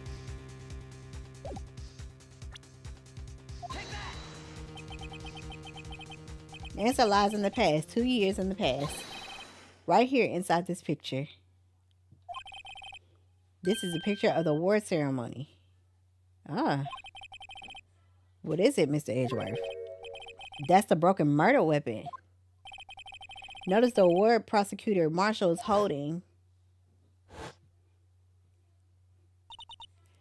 That's a broken knife.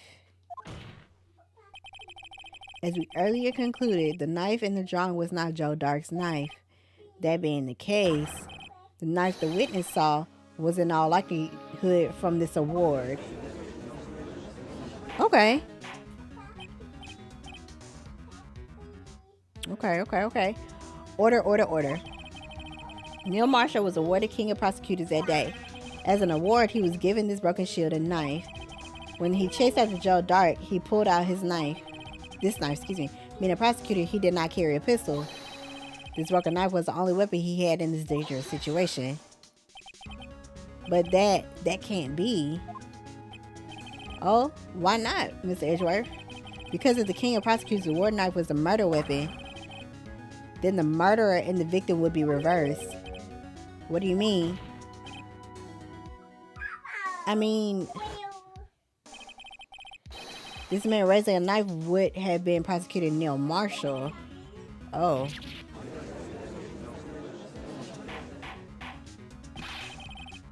But the prosecutor was the one who actually died. That's true. What's going on here? It seems Mr. Wright has been a bit too eager to jump to conclusions. Wait, I remember now. I remember everything. Witness? Mr. Edgeworth. What is it? Could you show me your evidence list again, please? Is this the one with that picture scribbled on the back?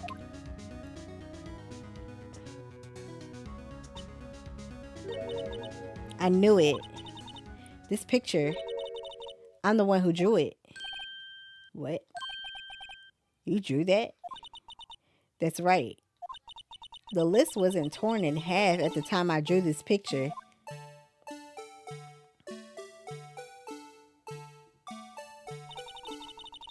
All this time I've been trying so hard to forget. Baby doll, if you don't stop messing with stuff, girl, stop it. I must have locked this part away deep inside me. I hate this music. Ugh. Oh, thank God it stopped. Okay. Woo, perfect. Give me 1 second. Let me pick her up really fast. Hey, come here. You keep messing with stuff, and I need you to stop messing with stuff, okay? I need you to stop messing with things, please. Okay? Thank you so much. All right. No. Perhaps it would be best if we added this to the witness testimony. Would you please tell us what you recall, Miss Sky? Yes, Your Honor. First the knife mix-up, and now the blue badger? This should be interesting. You want me to open? Here you go. Open. There you go. Emma's recollection. When I saw that man raise his knife, I panicked and rushed toward both of them. I think I knocked away the man with the knife. Just then, there was another flash of lightning. And that's when I saw the blue badger. He wasn't in the room, but I'm sure I saw his shadow.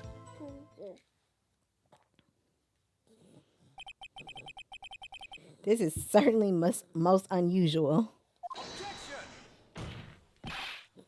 Try impossible. The chief of detectives hadn't even designed him until this year. That would mean he didn't even exist 2 years ago. Yes, well, the defense may now begin his cross-examination. Hold it. Stop. Please don't pursue this any further. Lena, what's the meaning of this? Please remain seated in the defendant's chair.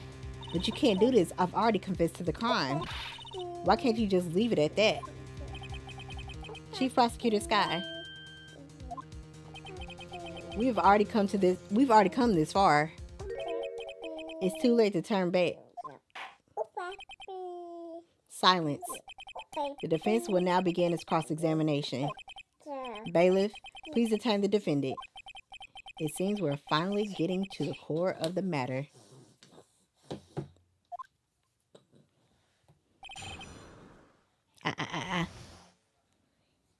Emma's recollection. Okay, when I saw the man raise a knife, I panicked and rushed toward both of them. What? Why would you do that? That's kind of dumb for you to do, but okay.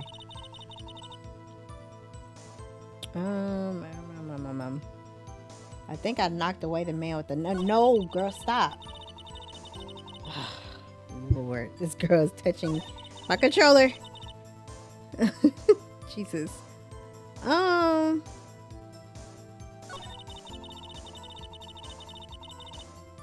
That's when I saw the blue badger. Huh?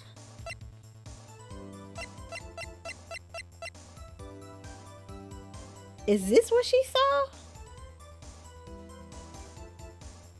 I guess it kind of looks like the blue badger a little bit. Maybe.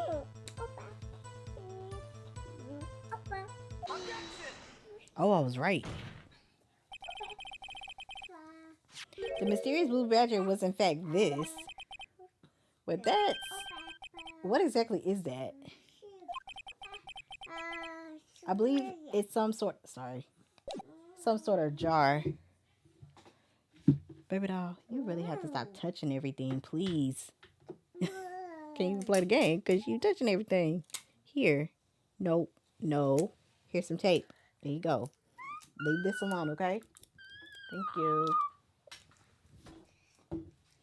Alright. Sorry about that. Believe it's some sort of jar. Well, Mr. Wright, it doesn't look anything like the blue badger. Indeed, it doesn't. As it stands now, it's just a plain jar. However, what if we were to change our viewpoint? Our viewpoint? I've got to show them the correct angle to look. Oh.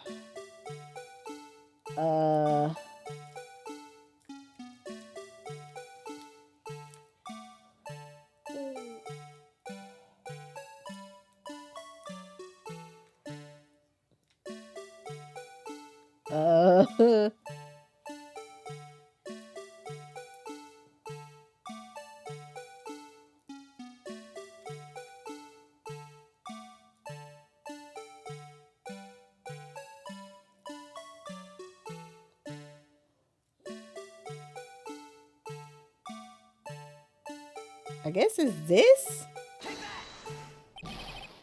This isn't right. I've got to make it look like... Oh. Allow me to remind the defense... Okay, blah, blah. Maybe I should rotate it. Come on. Okay, that's not it either. I don't know what the right angle is. I was just grasping at straws.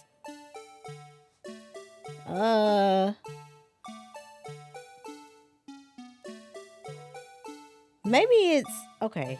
Let's try this again. Stop, baby.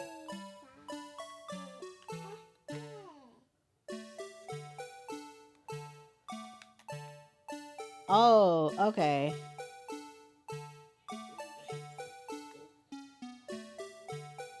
Um,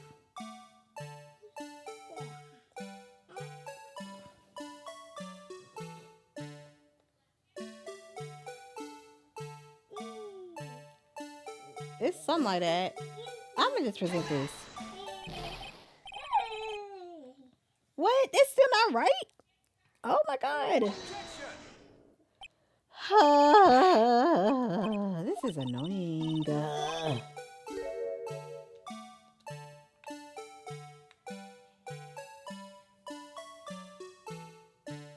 That has to be it.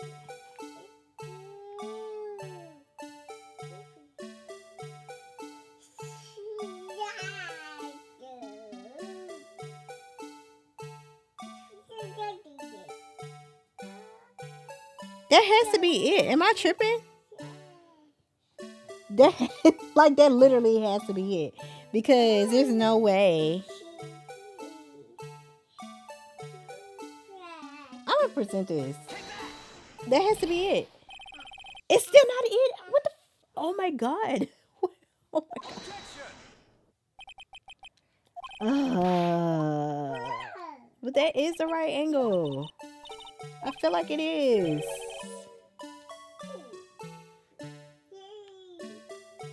I feel like if it's not absolutely perfect, they're not gonna accept it. What the heck?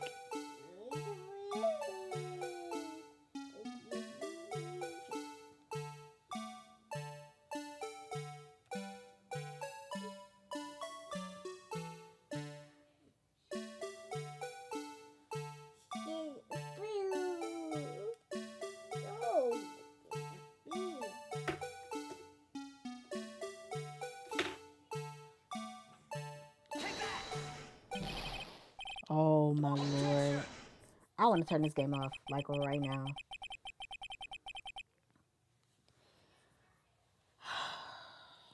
This is annoying.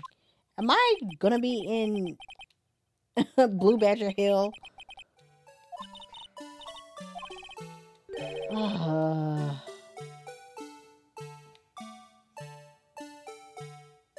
This has to be it.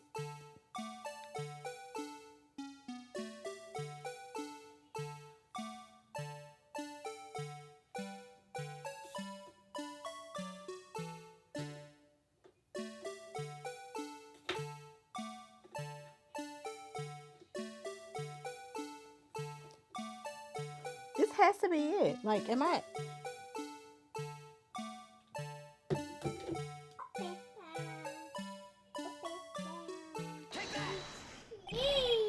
Oh my god. I'm about to turn this game off because I know that's how it's supposed to be. I'm like, hold on. I'm gonna look it up. I'm about to look it up because there's no way that I'm not right about that.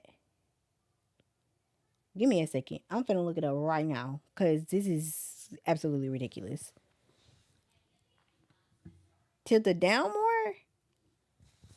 I'm gonna look it up.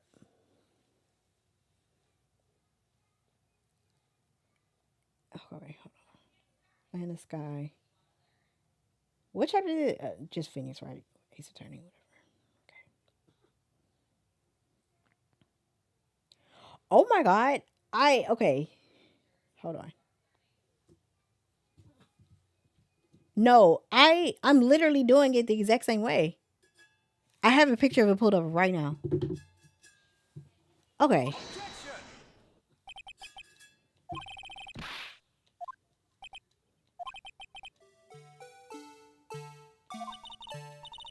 Y'all are pissing me off.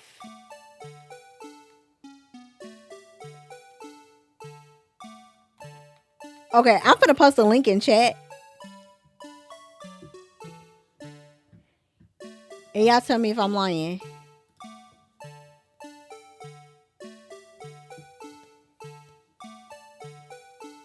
Okay, click that link and tell me I'm lying.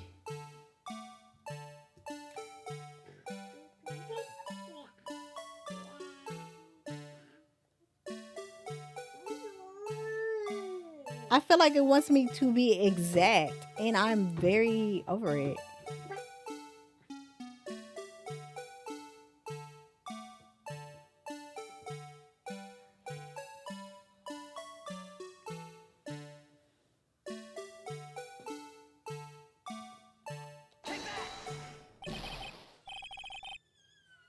The part had me so pissed because I did the same thing you did. This isn't what? I'm going to be in Blue Badger Hill. I'm going to be in Blue Badger Hill because why can't I get past this part?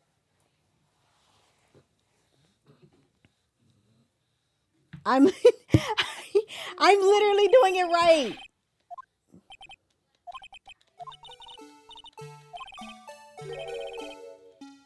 Oh, oh my god. It's the but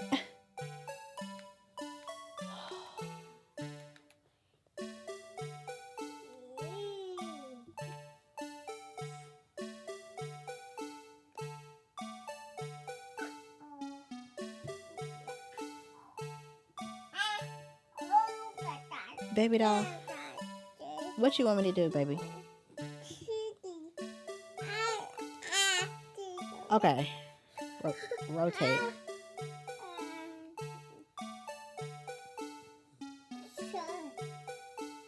Does that not look like the like the picture I just posted in chat? I'm sorry. I have to mute this right now because it's I hate this god awful song. At least I don't hear it on my end for right now. Does that not look like the picture that I posted in chat, or am I tripping? Like, am I tripping? You gonna get down? Okay, go play. Go play. Does this not look like maybe a little more forward? Okay. Like that?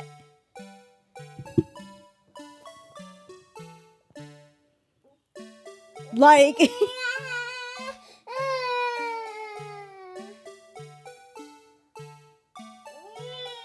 like I feel like they're trying to play me and I don't appreciate it. That looks exactly like the pic to me. Thank you. That's what I'm saying. Like, there's no way that this can't be. Oh, finally. Jesus. Oh. Oh. Oh my God. Well, is this a miracle or what? Why did they need me to be freaking exact? That's kind of crazy. No one can possibly deny this jar's resemblance to the blue badger. What does this have anything to do with this case? Please. No, it can't be.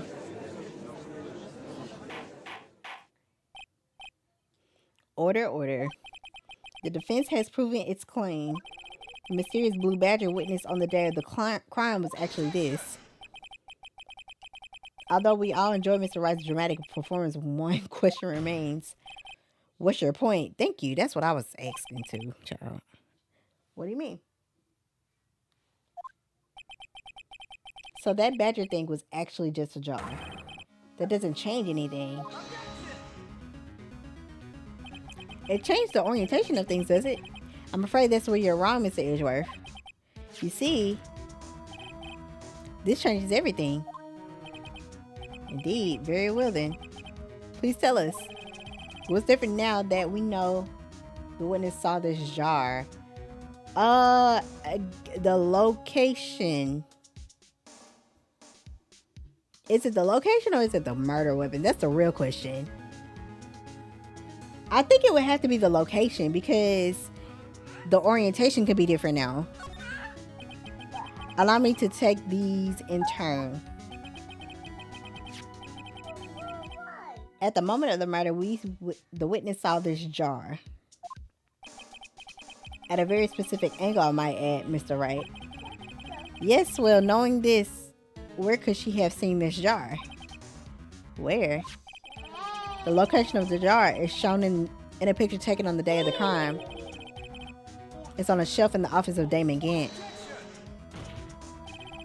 but the body was found lying near Elena Sky's desk. The witness testified so herself. Oh. Okay.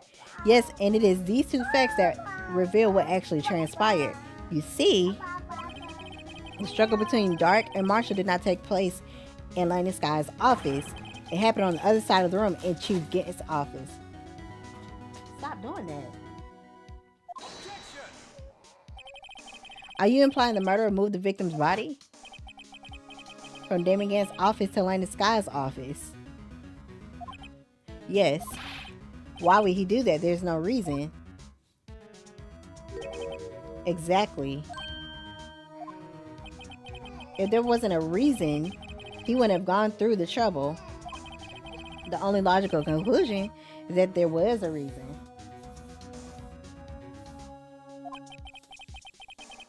Do you know what that reason was, Mr. Wright? I finally figured it out. Did we? So this is why Lena tried to stop the trial. It's too late to quit now, though. Oh, so was she protecting her sister? It has to be because she was protecting her sister.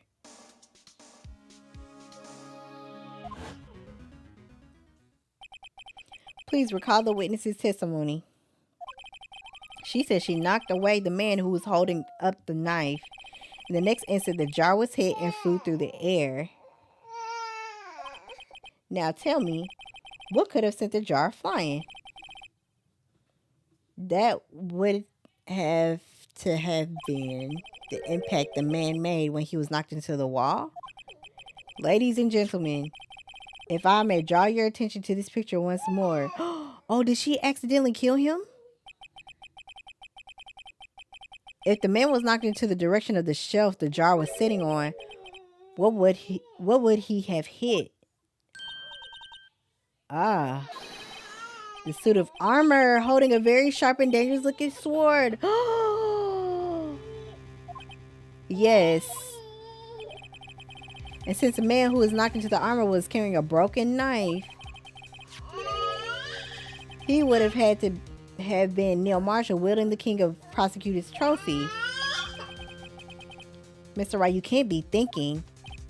Yes, there's another possibility of what actually transpired in that room. Hold on real quick, baby doll. Ma'am, you are like ruining the story right now, Miss Girl. Did you hit your head? I'm sorry. You're okay. You're okay. Look, deodorant.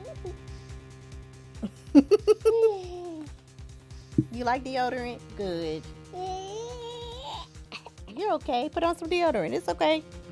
You smell nice and fresh. Another possibility? Don't scratch me. Of course, the perpetrator would have had no idea, but nevertheless,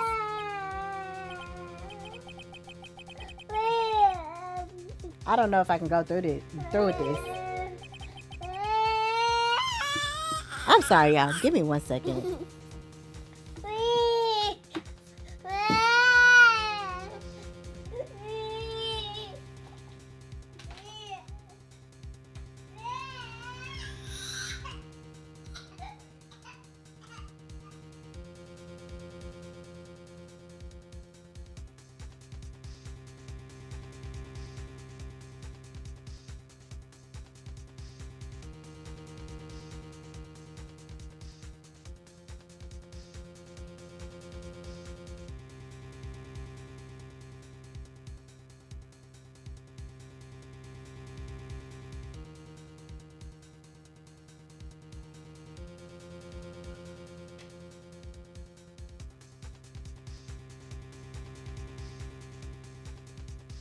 Thank you for your patience. Mr. Wright, what's the matter? If events took place as the defense theorizes, then the outcome is obvious.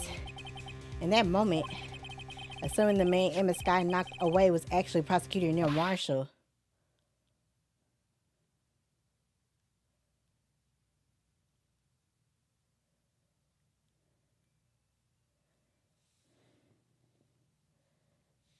She accidentally killed him. You mean Mr. Marshall died because of me? Yep, unfortunately. No, that's unfortunate.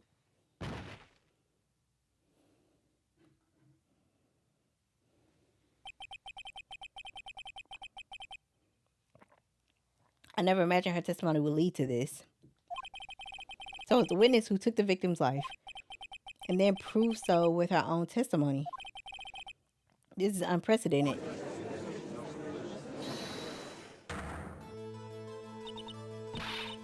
What are you saying? I'm sorry, Miss Scott, but given the circumstances, Joe Dark murdered prosecutor Marshall. How can you think it was Emma? How dare you try to pin the crime on her? Imagine that coming from you. If you recall, it was you who admitted to forging evidence 2 years ago. The reason you moved prosecutor Marshall's body was to keep anyone else from finding out about what Emma did, wasn't it? I assure you, Mr. Edgeworth, I have no idea what you're talking about. Do you hope to have anyone believe your insane allegations? I'm afraid you're going to have proof. Tell me, do you have any conclusive evidence that proves my sister killed Neil Marshall? Evidence? I'm willing to bet you don't. Yes, it certainly would be difficult to prove this with evidence. If we don't have evidence, then we'll have to rely on testimony. I'm afraid that won't work in this case. Both parties involved in the incident are dead. We certainly can't get dead people to testify. This has all been a wild goose chase from the beginning. Touche, Miss Sky. Of course, that only leaves us with one possibility. You mean there's still another possibility? What do you mean, Mr. Edgeworth? I mean the possibility that the victim has left us a message. For better or for worse, Mr. Marshall did not die instantly. He may have left behind the name of the person who took his life. In one manner or another. That's impossible. Well, Mr. Wright, this is the only possibility left to you. A message from the deceased. Does such a message exist? I've got to think back to the court record. The real murderer's name that the victim may have left behind, I guess it's in the evidence? I'm assuming it's in the evidence. This message from the deceased is already in our possession. Mr. Wright, will you stop at nothing to prove my sister a murderer? Yeah, because you're trying to prove yourself as a murderer. Excuse me. Don't be mistaken, Miss Sky. Our purpose is not to accuse Emma of any crime. There's only one thing we seek. The truth. No matter how painful it may be. It has to be the vase. Please show us a piece of evidence that conveys a message from the deceased. It has to be the vase. There's no other piece of information. Okay, I was right. Okay. This is a message left by the deceased. This is that blue badger from before, right? Oh, is he going to just speak the killer's name? If that thing could, I'm sure it would. Looks like everyone's forgotten this is just a jar. A message was left here, on the surface of this jar. What do you mean? If you look closely, you can see a faint trail of blood on this jar. It looks like someone wiped the blood away. Yes, but notice, for some reason, the blood on some of the fragments was not wiped away. Yes, there's a line here drawn in blood. So what you're saying is these dots were once lines. Prosecutor Marshall did not die instantly. He used the few precious moments left to him to leave behind a message. One that someone apparently wiped away. The blood must have seeped into the jar where the lines changed directions. Precisely so. All we need to do is connect these points. Oh my god. The victim's message will become apparent. No. Mr. Wright, what kind of message did the victim leave for us? Your Honor, I believe these bloodstains will reveal to us the answer. I've got to connect these dots to make letters. There's only one thing the victim would have written given the circumstances: his murderer's name. Okay.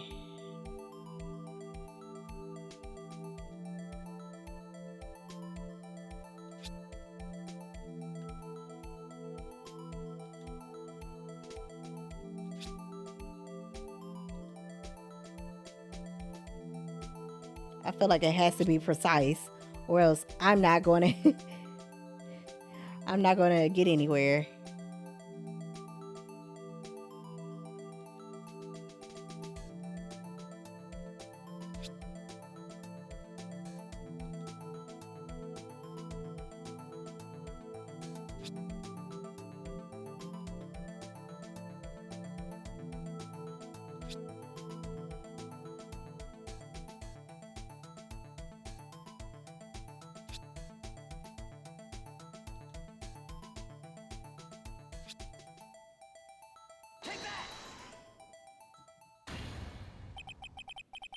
It's a defense attorney's duty to prove their client's innocence. That's why all I've been thinking about is saving Lena. After all my efforts, I never thought it would turn out like this. Emma. So this is the final message Prosecutor Marshall left behind.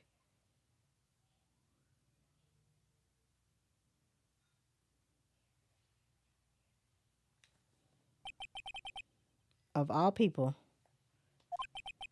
She may not have meant it, but in the end, the one who took the victim's life was Emma Sky.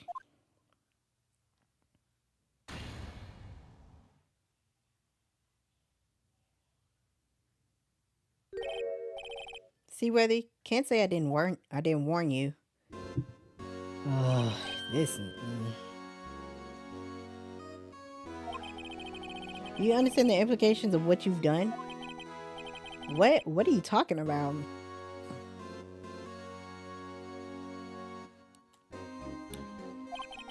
Two years ago, Joe Dark was sentenced to death. He was convicted because of his final murder. I believe you were the prosecutor in the case, were you not?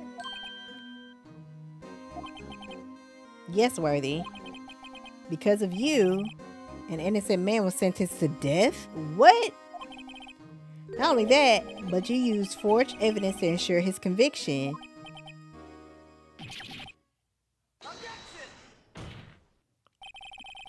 But Joe Dark really was a serial murderer. That's undeniable.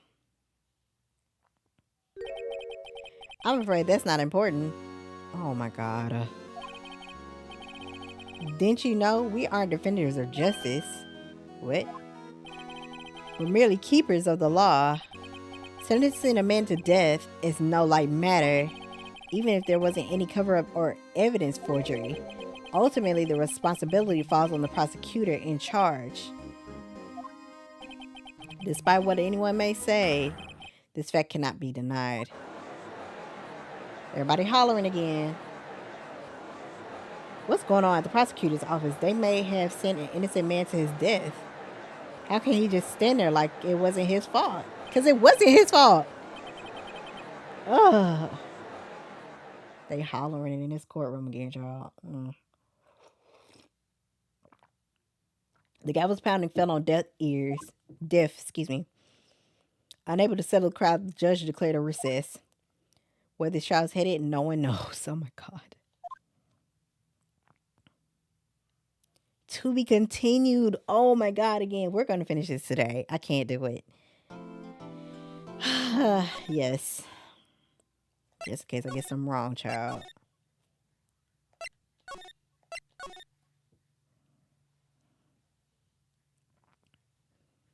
Tanja, like, oh my God.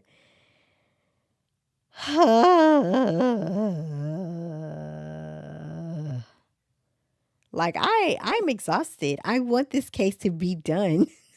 This case needs to end. Okay, February 25th, 12:06. District Court Defendant Lobby number 2. I've been playing this since 12. I thought I'll be done by now. Oh my God. I thought the case would be over by now. This is the longest case ever. The longest case. I don't know, y'all. I might have to end here. I might have to end here. Maybe. Cause I need to go on a walk. I need to make sure baby doll is good. Like we might have to go ahead and end here. Not gonna hold you. Not gonna hold you. This case is so long. Do y'all think okay, hold on. Do y'all think maybe I can get through this? Maybe I can get through it. It's 5 o'clock now though. Hold on. Real quick. Real fast. Real quick. Real fast. Let's think about this really fast, real quick, right? It's 5:03 now. These joints have been taking like maybe like a hour and a half ish, right? Now we're gonna have to end here, y'all. I'm so sorry. I wanted to get through this case today, but it doesn't look like I'm going to get through it today. I think the Blue Badger Hill definitely didn't help. So guys, YouTube, thank you so much for tuning in. I'm so sorry. I wanted to be done with this. I'm so sorry. But I'm not done. I'm so sorry. So YouTube, be safe and things. I appreciate y'all for tuning in. Be sure to like, comment, subscribe. If you're not following me on YouTube, what are you doing? You know what I'm saying? Come tap in. Okay. But otherwise, YouTube, I holla. I see y'all. I'll talk at y'all later. Thank y'all for tuning in. Bye.